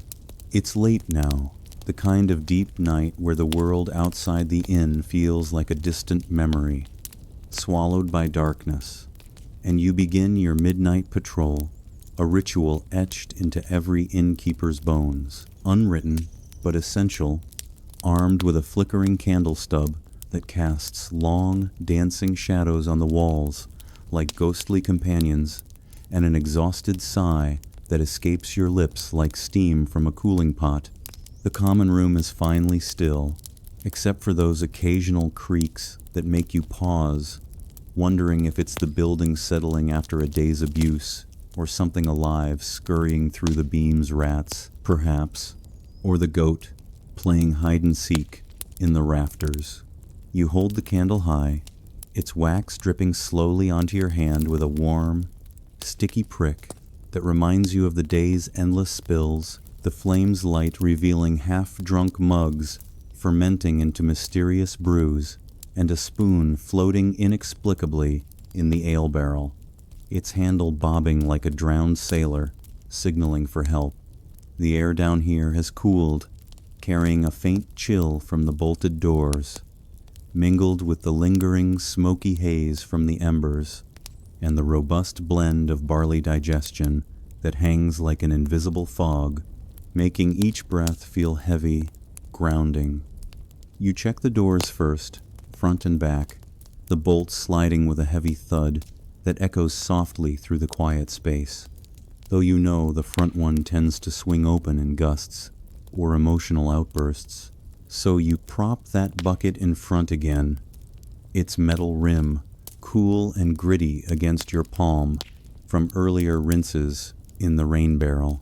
Behind the counter, you tally the coins, once more real ones, clinking satisfyingly, buttons and carved bones, tumbling like odd dice, and that squished pair from the evening's bets, now in the undecided value bowl, where it joins the forgotten glove and embroidered pouch from upstairs, their shimmering threads catching the candlelight like tiny secrets. You mutter a joke to yourself in the stillness. If lost items paid taxes, we'd out-earn Hamilton's whiskey scheme, minus the rebellion, plus more pairs.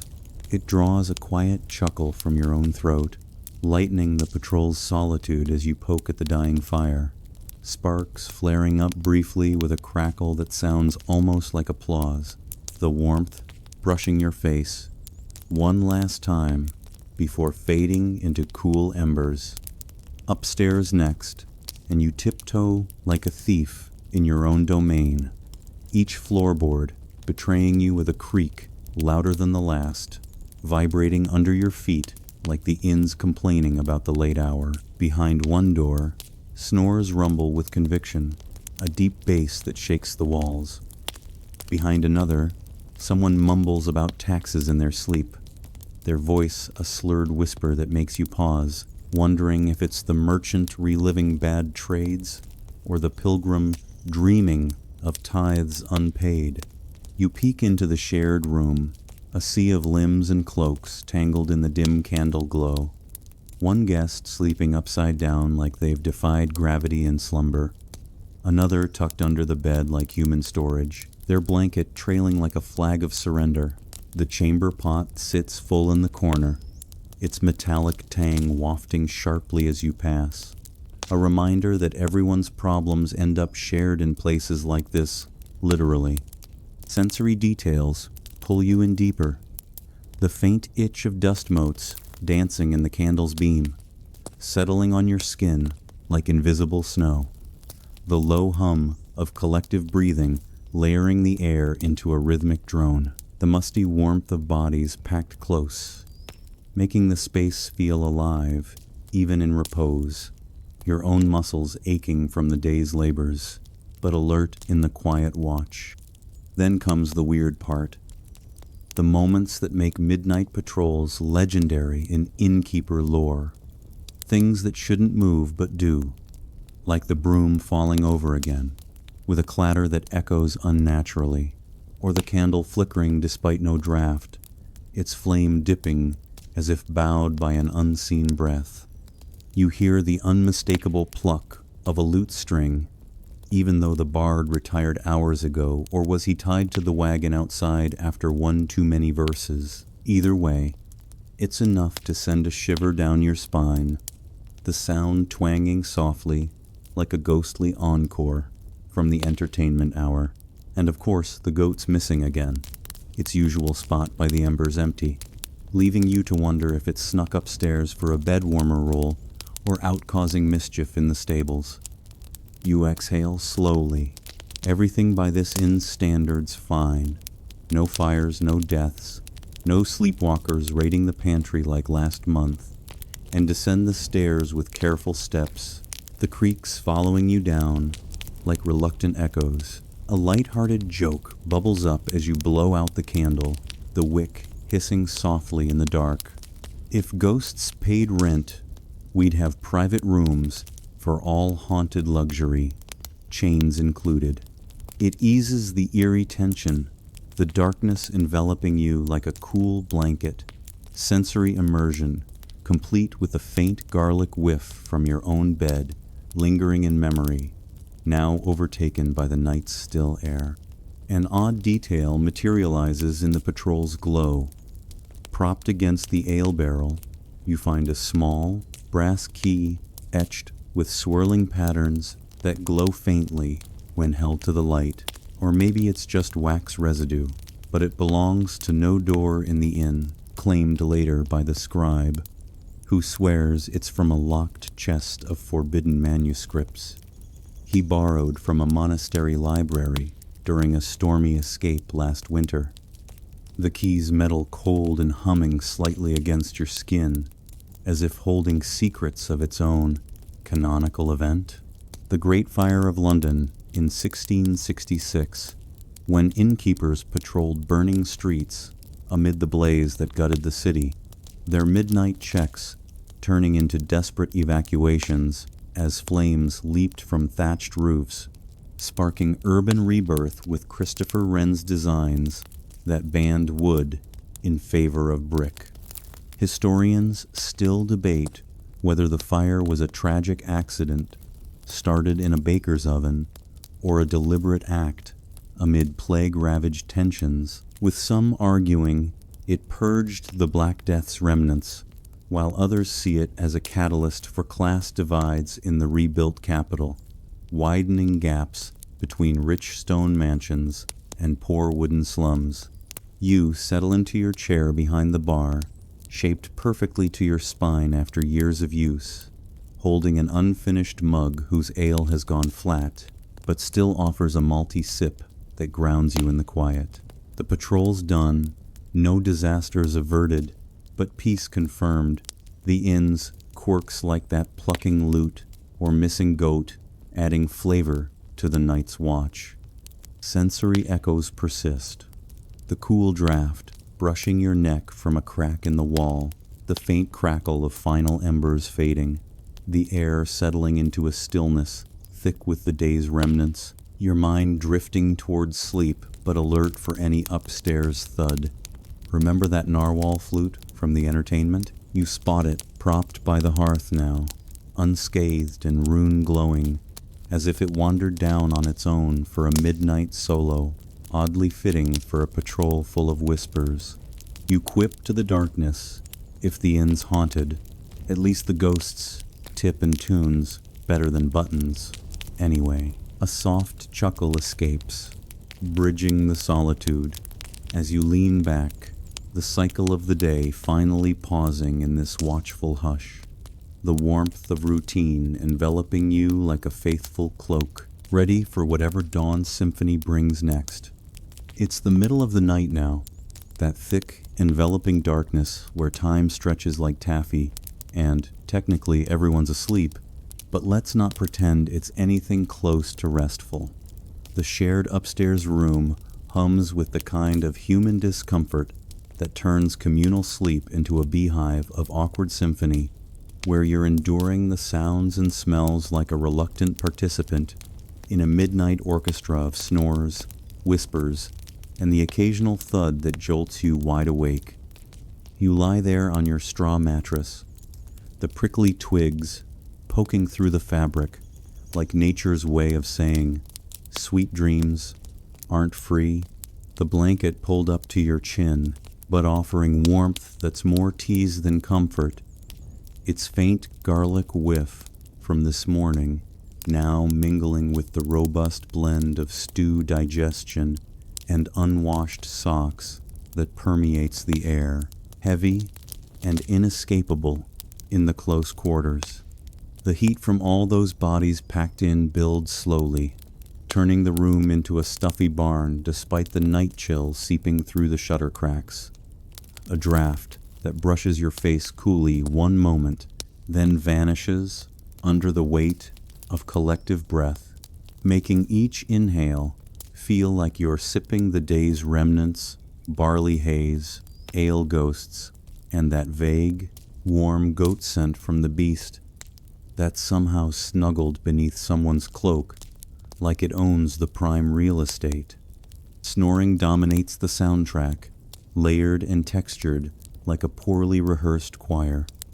One guest bursts out in short, hiccuping puffs like a squirrel with indigestion, while another goes for sheer volume, vibrating the rafters with exhales that rattle your own chest, making you wonder if there's a hidden boar up there, practicing for a raid.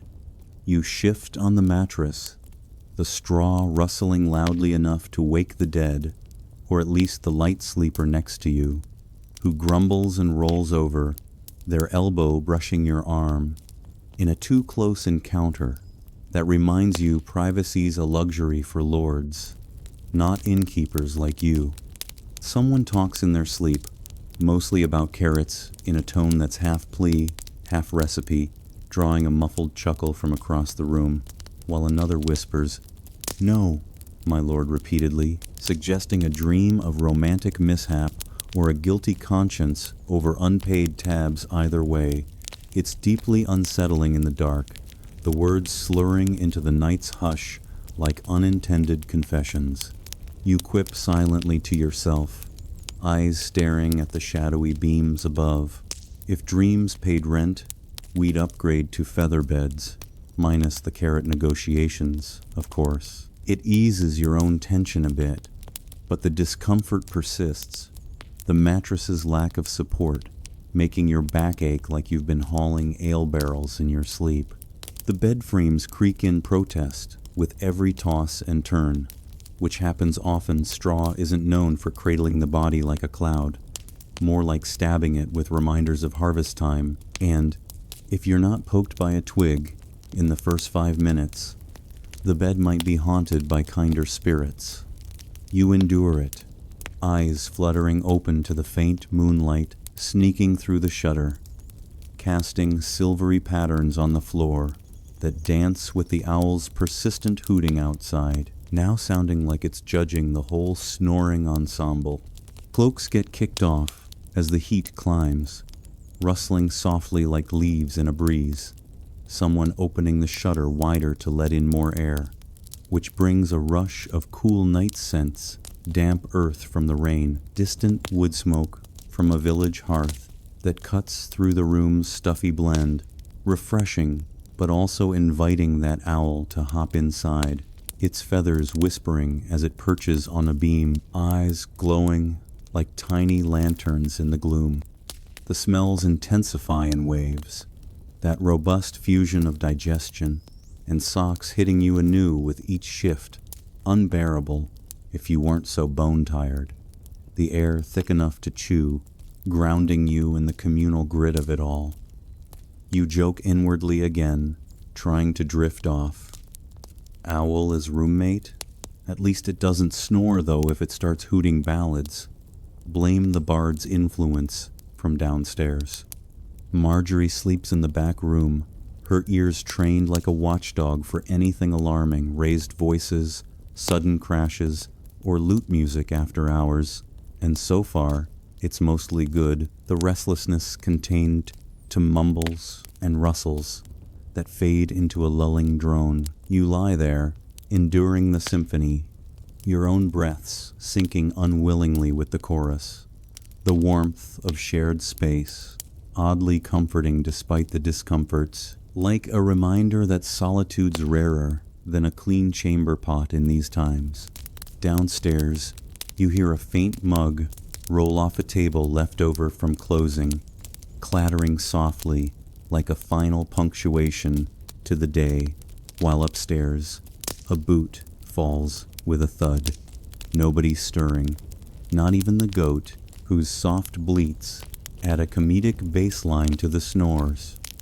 The child shifts nearby, whispering about emotional livestock in their dreams, drawing a quiet smile from you in the dark, the straw itching against your skin as you adjust again, the night's endurance test wearing on but familiar, like the inn's own heartbeat slowing into slumber. An odd detail pierces the haze. Tucked in the rafters above your bed, you spot a small, nested bundle that rustles faintly, not a rat, but a swallow's nest woven from mud and feathers, with tiny eggs glowing pale in the moonlight. The bird having snuck in during the shutter opening, its chirp soft and intermittent, like a lullaby counterpoint to the snores. The nest's earthy scent adding a fresh layer to the room's mix, cool and natural against your fingertips if you dared reach up. Canonical event? The Black Death's peak in 1348 to 1349, when shared inn-rooms became death traps amid the plague's spread. Survivors enduring restless nights of coughs and fevers that decimated Europe, turning communal sleeps into vigils where the living whispered prayers over the dying, reshaping society with labor shortages that empowered peasants and eroded feudal bonds. Historians still debate whether the plague truly accelerated the end of serfdom or if economic shifts were already underway, with some arguing it birthed the Renaissance through depopulation's silver linings, while others see it as a grim equalizer that exposed medieval medicine's failures without fundamentally altering power structures. You keep enduring, the discomforts blending into a strange rhythm, the snores, the rustles, the owl's watchful gaze, your mind drifting toward dawn, but anchored in the present, muscles sore, but relaxing, Finally, in the shared air's suspicious warmth, a guest wakes briefly, convinced it's morning, stumbling over a hand with a grunt and shushed back to place, the chamber pot shifting with a clink that makes everyone pretend not to notice. You quip in your thoughts one last time, eyes closing, restless night, more like a free concert tickets and straw pricks, encore's mandatory. It draws an internal chuckle, bridging the unease, as sleep creeps in short shifts. The inn's upper level, a testament to horizontal victory, amid sounds and smells that test but don't break the night's fragile peace. The warmth settles deeper, the drone lulling you at last, sensory echoes persisting, the faint prick of straw on your back, the cool breeze from the shutter brushing your cheek, the air thick with communal endurance, ready for whatever morning stirrings bring, the cycle whispering onward in the dark hush.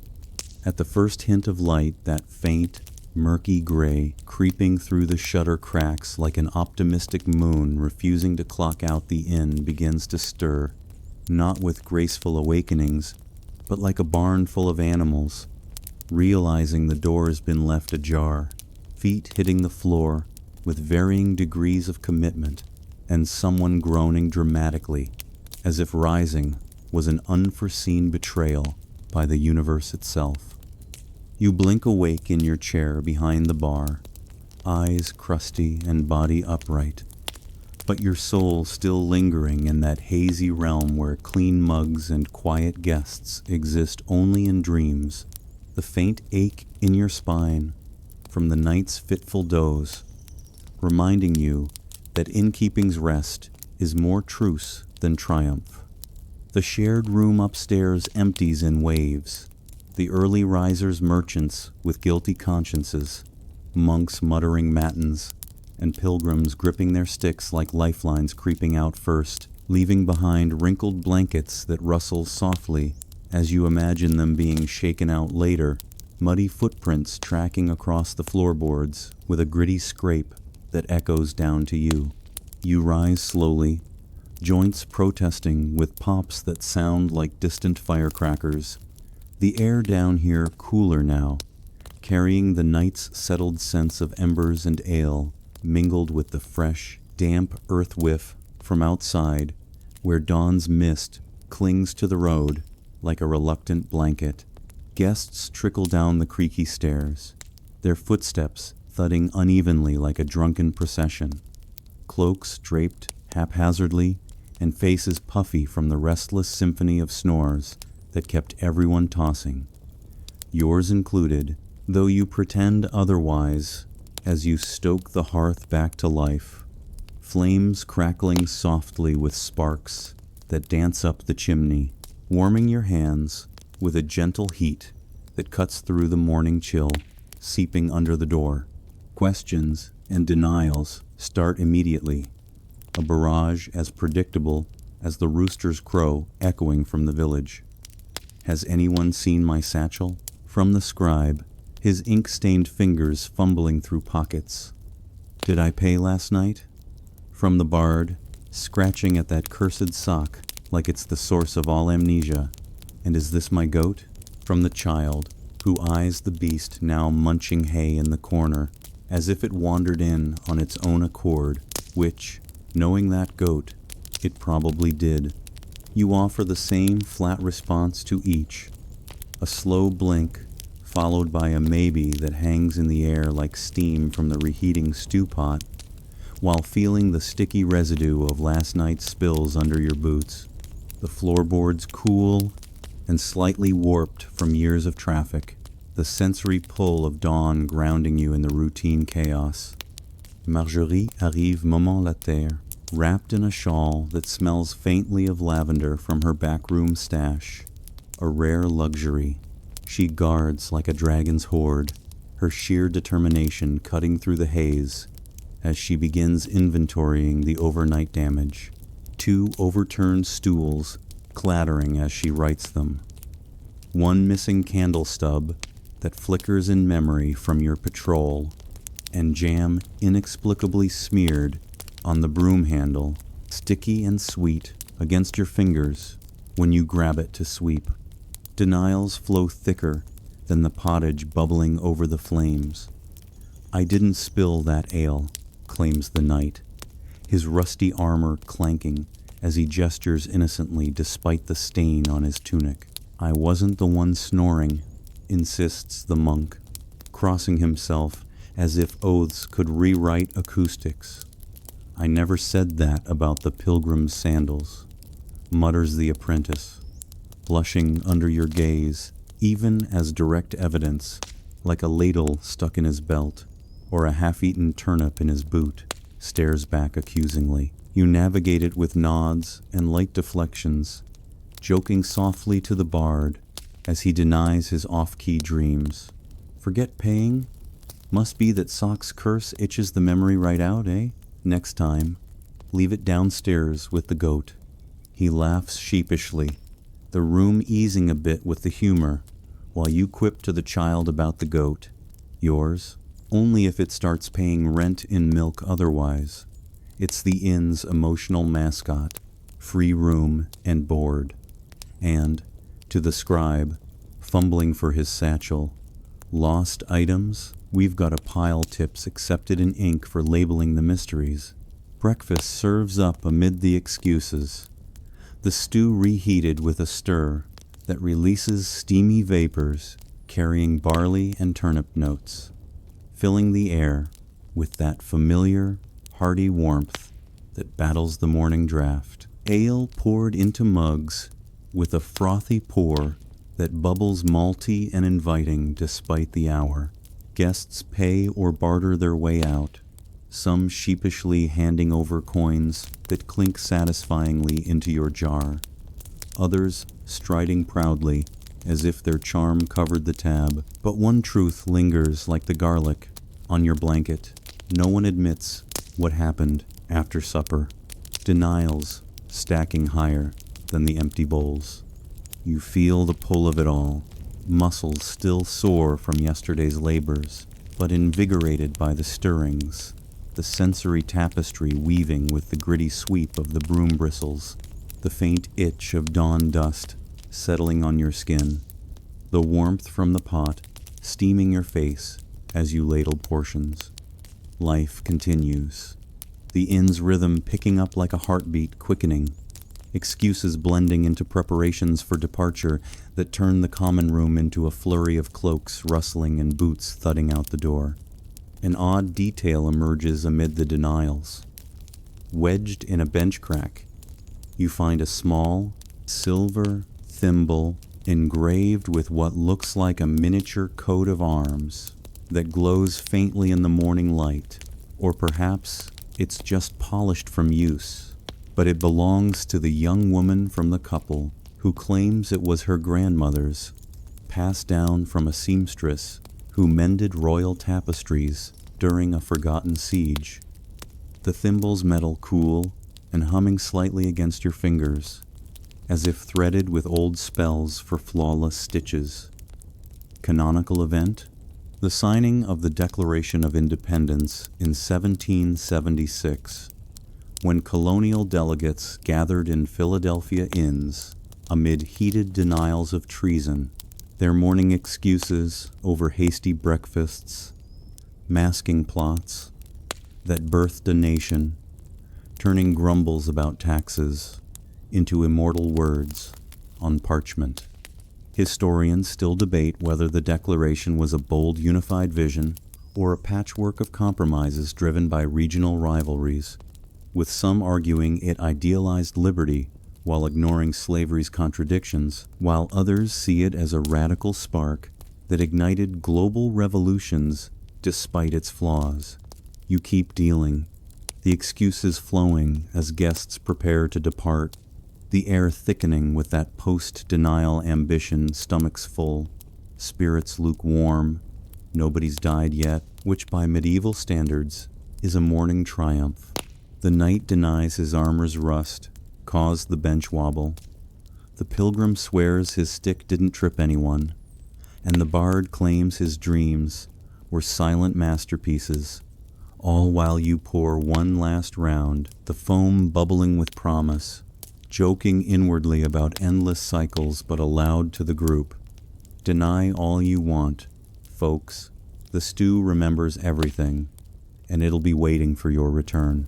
Laughter follows, bridging the departures, as the sun rises fully, casting golden beams through the windows that catch floating dust motes like tiny heralds of the new day.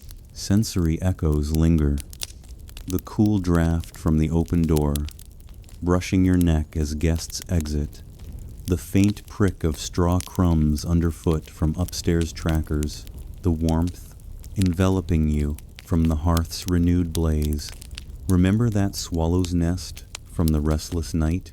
A chick peeps faintly now, drawing the child's attention before departure, oddly alive amid the denials, like a promise of renewal in the inn's endless churn. You straighten, readying for the cycle's renewal, the morning's excuses fading into the road's dust, the inn humming with that familiar pulse, one denial at a time.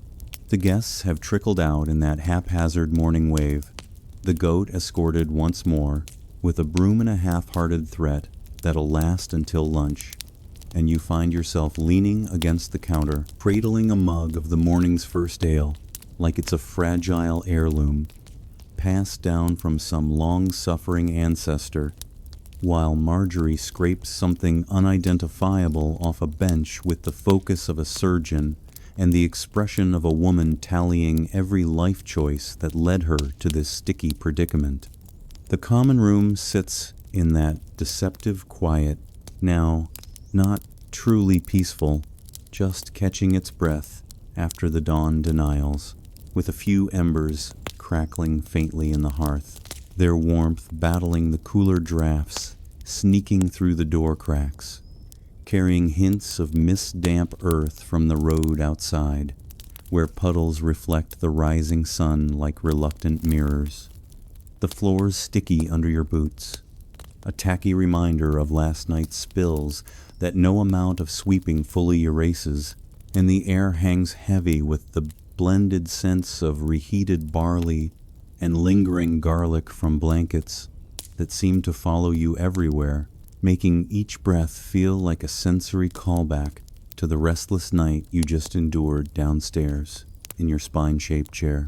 You gaze across the room, muttering the same mantra you whisper every morning. Well, that wasn't too bad, even though it was, of course. But optimism helps with digestion, especially when the stew's already bubbling again, its vapors rising in lazy curls that fog the windows slightly, turning the outside world into a hazy blur of village stirrings, a smith's hammer clanging unreasonably loud for the hour, a cart rattling by with what sounds like turnips destined for your pot, and a rooster crowing its existence like it's auditioning for lead in the dawn chorus. Marjorie walks past with a tray of used spoons, a frayed cloth in hand. Wait, that's a typo in your thoughts. It's a frayed cloth worn from battles with grime, and shoots you that look, saying no questions before her second ale, while you refill the stew pot with water, salt, and a dash of faith that it'll taste better than yesterday, stirring slowly as the wooden ladle scrapes the bottom with a rhythmic rasp that echoes your own reluctant energy. Outside, the world awakens fully, and with it come the new guests, the door creaking open to admit a farmer dragging a sack of possibly vegetable cargo behind him, his boots thudding mud onto the threshold, followed by a woman in a travel cloak with a polite smile that's clearly prelude to a price complaint, and naturally, a knight with a dented helmet and no concept of indoor voice, his armor clanking like a walking kitchen mishap. You greet them with nods and vague answers, coins changing hands with a satisfying clink that cuts through the morning haze, questions flying as they look around the farmer, asking about storage for his sack, the woman inquiring if rates include breakfast. They don't, but you nod anyway, and the night demanding to know if there's a vegan option, which makes you pause, the word hanging absurdly in the air like a foreign spell in this turnip-dominated world. You quip to him lightly, pouring a mug, "Vegan? Sir, our stews, mostly mystery, could be turnips plotting world domination, no animals harmed, unless the goat volunteers." He blinks, then laughs gruffly, easing the exchange as Marjorie ties her apron with a flick that sends crumbs flying, her efficiency already in motion to serve the newcomers while you handle the cycle's renewal. The inn's rhythm picking up like a heartbeat after a nap, sensory details pulling you deeper, the cool rush of air from the open door brushing your face, carrying village scents of fresh baked bread from a nearby oven that teases your stomach, the faint itch of dust motes dancing in the sunbeams, slanting through windows, settling on your tunic like invisible confetti from the night's unrest. The sticky grip of the ladle handle, warming in your palm as steam rises, malty and earthy, blending with the robust whiff of new arrivals' road dust cloaks. The inn doesn't change much. The stew stays mysteriously lumpy. The guests remain as unpredictable as a bard's next verse. And the goat, one suspects, has a spare key hidden in its fur, sneaking back in through some unseen crack to claim its spot by the hearth with a contented bleat that punctuates the morning bustle. Yet, despite the noise, the mess, and those deeply suspicious smells that could curdle milk from across the room, they always come back, drawn perhaps by the warmth that seeps from the fire into bones weary from the road, the company of strangers turning into fleeting friends over shared mugs, or the chaos that feels like home in a world of endless trails and uncertain tomorrows. You pour another round for the farmer, who barters a turnip for it fair trade in these parts, and joke to Marjorie as she dodges the night's booming laugh. New faces, same questions. If variety's the spice of life, our stew could use some maybe borrow from that goat's grudge collection. She smirks, stacking bowls with a clatter, while the woman complains about prices, her voice rising like the steam, prompting your light-hearted quip. Prices? Blame the turnips, they're unionized now, demanding fair wages for boiling. Laughter follows, bridging the haggling, as the room fills with that ambition-scented air, empty bowls clattering onto tables. The cycle renewing seamless as the sun climbs higher, casting golden beams that highlight the wobbly benches and drying socks by the fire. An odd detail catches your eye amid the arrivals. The farmer's sack isn't just vegetables. Peeking out is a small, carved wooden idol shaped like a grinning fox, etched with runes that shimmer faintly in the sunlight. Or perhaps it's just dew, but he claims it's a family heirloom from a forgotten woodland shrine, warding off crop thieves with sly illusions, the wood smooth and warm against your fingers when he shows it off, oddly light, as if hollow with secrets. Canonical event? The Peasants' Crusade of 1096, when fervent commoners gathered in roadside inns across Europe, renewing their vows over hasty meals before marching to Jerusalem, their chaotic zeal turning simple stops into launch pads for a ill-fated holy war that ended in massacre and disillusionment. Historians still debate whether the Peasants' Crusade was a genuine populist uprising inspired by Peter the Hermit's preaching, or merely a chaotic overflow of economic desperation and anti-Semitic fervor manipulated by these 8 opportunistic leaders, with some arguing it foreshadowed the organized First Crusade's successes, while others see it as a tragic footnote exposing the era's religious divides without achieving any lasting change. You keep the flow going, muscles warming to the task as you ladle stew for the newcomers, the pot's heat steaming your face with that familiar barley embrace. The inn, humming with renewed life chairs scraping, mugs filling, strangers sitting down to ask about vegan options or room rates. The air thick with possibility and that ever-present ambition. The knight nods at your joke, settling his dented helmet on the table with a thud, while the woman relents on prices with a sigh, the farmer's fox idol, watching from the sack like a sly guardian over the proceedings. Sensory immersion deepens. The gritty crunch of mud under new boots tracking across the floor. The faint prick of warmth from the hearth building against the morning cool, the malty sip of your own ale grounding you amid the bustle. Remember that silver thimble from the morning denials? The young woman reclaimed it before departure, swearing it mends more than cloth. Oddly true, perhaps. In an inn where mistakes get swept up with the crumbs, no questions asked before breakfast. You quip to the group as a chair writes with a creak, new day, same inn tips, welcome in turnips or tails, but no vegan promises unless the stew converts. More chuckles ripple, the cycle renewing fully now, the inn's heartbeat strong and steady, ready for whatever the road brings next, one fresh face at a time. The cycle renews itself with that inevitable pull, like the tide dragging in fresh debris after a storm, and you stand there behind the counter, wiping down the worn wood with your rag that's practically a family member by now, feeling the sticky remnants of morning ale cling to your fingers as the sun climbs higher, casting those golden beams through the windows that turn floating dust motes into a lazy dance, almost hypnotic in the warming air. New faces keep trickling in, each one carrying the road's dust on their cloaks and a story in their eyes.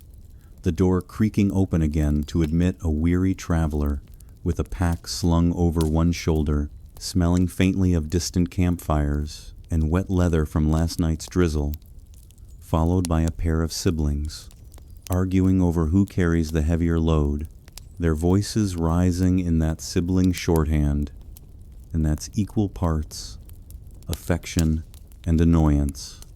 You greet them with a nod, ladling out the reheated pottage that's evolved yet again those turnips, now mushy veterans of multiple boils, joined by fresh bits from the farmer's sack that add a subtle crunch, the steam rising in curls that fog your vision slightly, carrying that earthy, barley warmth that seeps into your bones and chases away the last of the night's chill seeping through the cracks.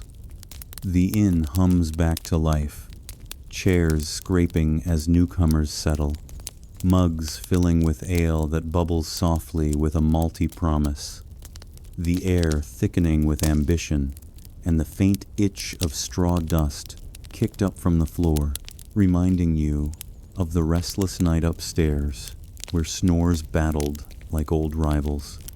You navigate the renewal with practiced ease, pouring for the traveler who asks about the road ahead, his voice gravelly from miles of silence, while Marjorie weaves through, her apron fluttering like a flag of efficiency, dodging the sibling's playful shove that nearly topples a stool.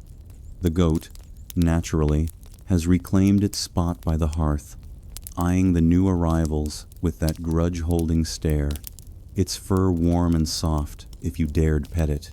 But you shoo it half-heartedly, joking to the group, "Welcome back to the chaos, our mascot. Here's the real owner. Tips and scraps appreciated, or it'll charge you per bleat." They chuckle, easing into the rhythm as you stir the pot again, the ladle rasping against the iron with a familiar metallic tang that grounds you amid the bustle, the warmth from the flames building against your face, contrasting the cool draft from the open door where more shadows loom, hinting at the day's endless parade. Remember that silver thimble from the morning denials? The young woman who reclaimed it whispered it mends hearts as well as cloth. Oddly poetic, fitting for an inn where broken tales get patched up over ale, no judgments passed before the next round. And that fox idol from the farmer's sack, he sets it on the table now, claiming it tricks foxes into guarding crops instead of raiding them. The wood's runes glowing faintly in the sunlight, or maybe it's just the ale playing tricks, but it adds a sly charm to the renewal, watching over the room like a mischievous sentinel. As the inn fills, you feel the pull of it all, the stew's mysterious lumps drawing complaints that you deflect with a wink, the guests' unpredictability turning the space into a living tapestry of clinks and chatter, the warmth enveloping you like an old friend who's seen too much but sticks around anyway. A canonical event drifts to mind, the Diet of Worms in 1521, when Martin Luther stood trial, but inns across the Holy Roman Empire renewed daily, with reformers gathering over hurried meals, debating indulgences in Scripture amid the cycle of arrivals, their whispers sparking the Protestant Reformation that fractured Christendom and birthed new faiths from old grievances. Historians still debate whether the Diet was a genuine quest for religious truth or merely a political maneuver by Emperor Charles V to consolidate power, with some arguing it unified Catholic opposition, while others see it as the unintended catalyst for centuries of wars that redrew Europe's map without resolving the core divides. You quip to the knight as he demands a sturdier stool, vegan options. We're medieval here. Our cycle includes everything from turnips to tails. If it's green, blame the goat for eating it first. He guffaws, settling his dented helmet with a thud, while the siblings join in, one joking back about their load, including emotional baggage free of charge. The renewal deepens, sensory layers building, the gritty crunch of mud from new boots tracking across the floor, the faint prick of heat from the pot steaming your arms as you serve, the malty sip of your own ale, cutting through the haze with a grounding bite that eases the ache from yesterday's labors. More arrivals, a minstrel with a harp that's missing strings, strumming tentatively as if testing the air's mood, his notes floating softly like a callback to the bard's endless verses from last night, a healer with pouches of herbs that add a sharp, medicinal tang to the room's blend, offering remedies for everything from blisters to bad dreams. You handle it all. The inn's heartbeat steady now, the chaos feeling like comfort in its predictability, the air thick, with that ambition-scented promise, where mistakes from the night get swept up with the crumbs. No questions lingering beyond the next mug. Another light-hearted quip to the minstrel as he asks for honey. Honey? Locked away since the bee rebellion, try the stew. It's sweet on good days, vengeful on others. Laughter follows, the siblings chiming in about their own rebellious luggage, bridging the newcomers into the fold. As the morning stretches into midday's pull, you brace for the frenzy ahead, the cycle renewing endless but yours, the warmth from the hearth and company making it bearable, almost inviting in its quirky, garlic-laced way. The fox idol grins from the table, the goat bleats approval, and you pour one more round, the foam bubbling with that familiar froth. The inn alive once more, ready for whatever the road delivers next, one fresh quirk at a time. And as the sun dips lower on this endless cycle of the medieval inn, you feel the day's weight easing into a gentle haze, the common room's bustle softening, like whispers fading into twilight, the stew pot simmering down to embers that glow with quiet promise rather than frantic boil. The new faces blend into the old memories, their laughter echoing faintly as shadows lengthen across the worn floorboards, turning sharp edges into blurred comforts where the goat's grudge seems almost endearing, a companion in the rhythm that's carried you through dawn's stirrings and midnight's patrols. You lean back against the counter, the rag finally set aside, its frayed threads a testament to battles won against spills and chaos, while Marjorie shares a rare, tired smile that speaks volumes without words, her apron untied like a flag of truce in the cooling air. The air itself grows stiller, carrying that lingering warmth of barley and fire, wrapping around you like a well-worn blanket, garlic-scented perhaps, but familiar and forgiving in its embrace. The sensory details dissolving into a soft blur where the clinks of mugs become distant echoes, the scents melding into a comforting veil that invites your eyelids to droop heavier with each lengthening breath. Let the cycle pause here, in this moment of renewal that feels less like a beginning and more like a sigh of contentment, the inn's heartbeat slowing to match your own as the outside world fades into night, stars peeking through the windows like curious eyes on your weary form. No more guests to greet, no more stews to stir, just the quiet assurance that tomorrow will bring its own quirks. But for now, surrender to the hush, the warmth seeping away gently, the images of rusty nights and wandering goats, blurring into dreams where the inn stands eternal, a haven in the storm of days. Rest easy, knowing you've navigated the chaos with grace and a touch of sarcasm, the cycle renewing not with force, but with the soft inevitability of dawn following dusk, your role in it as steadfast as the hearth's glow. Good night, traveler. May your slumbers be free of snores and full of that peaceful blur where history whispers rather than shouts, fading into silence.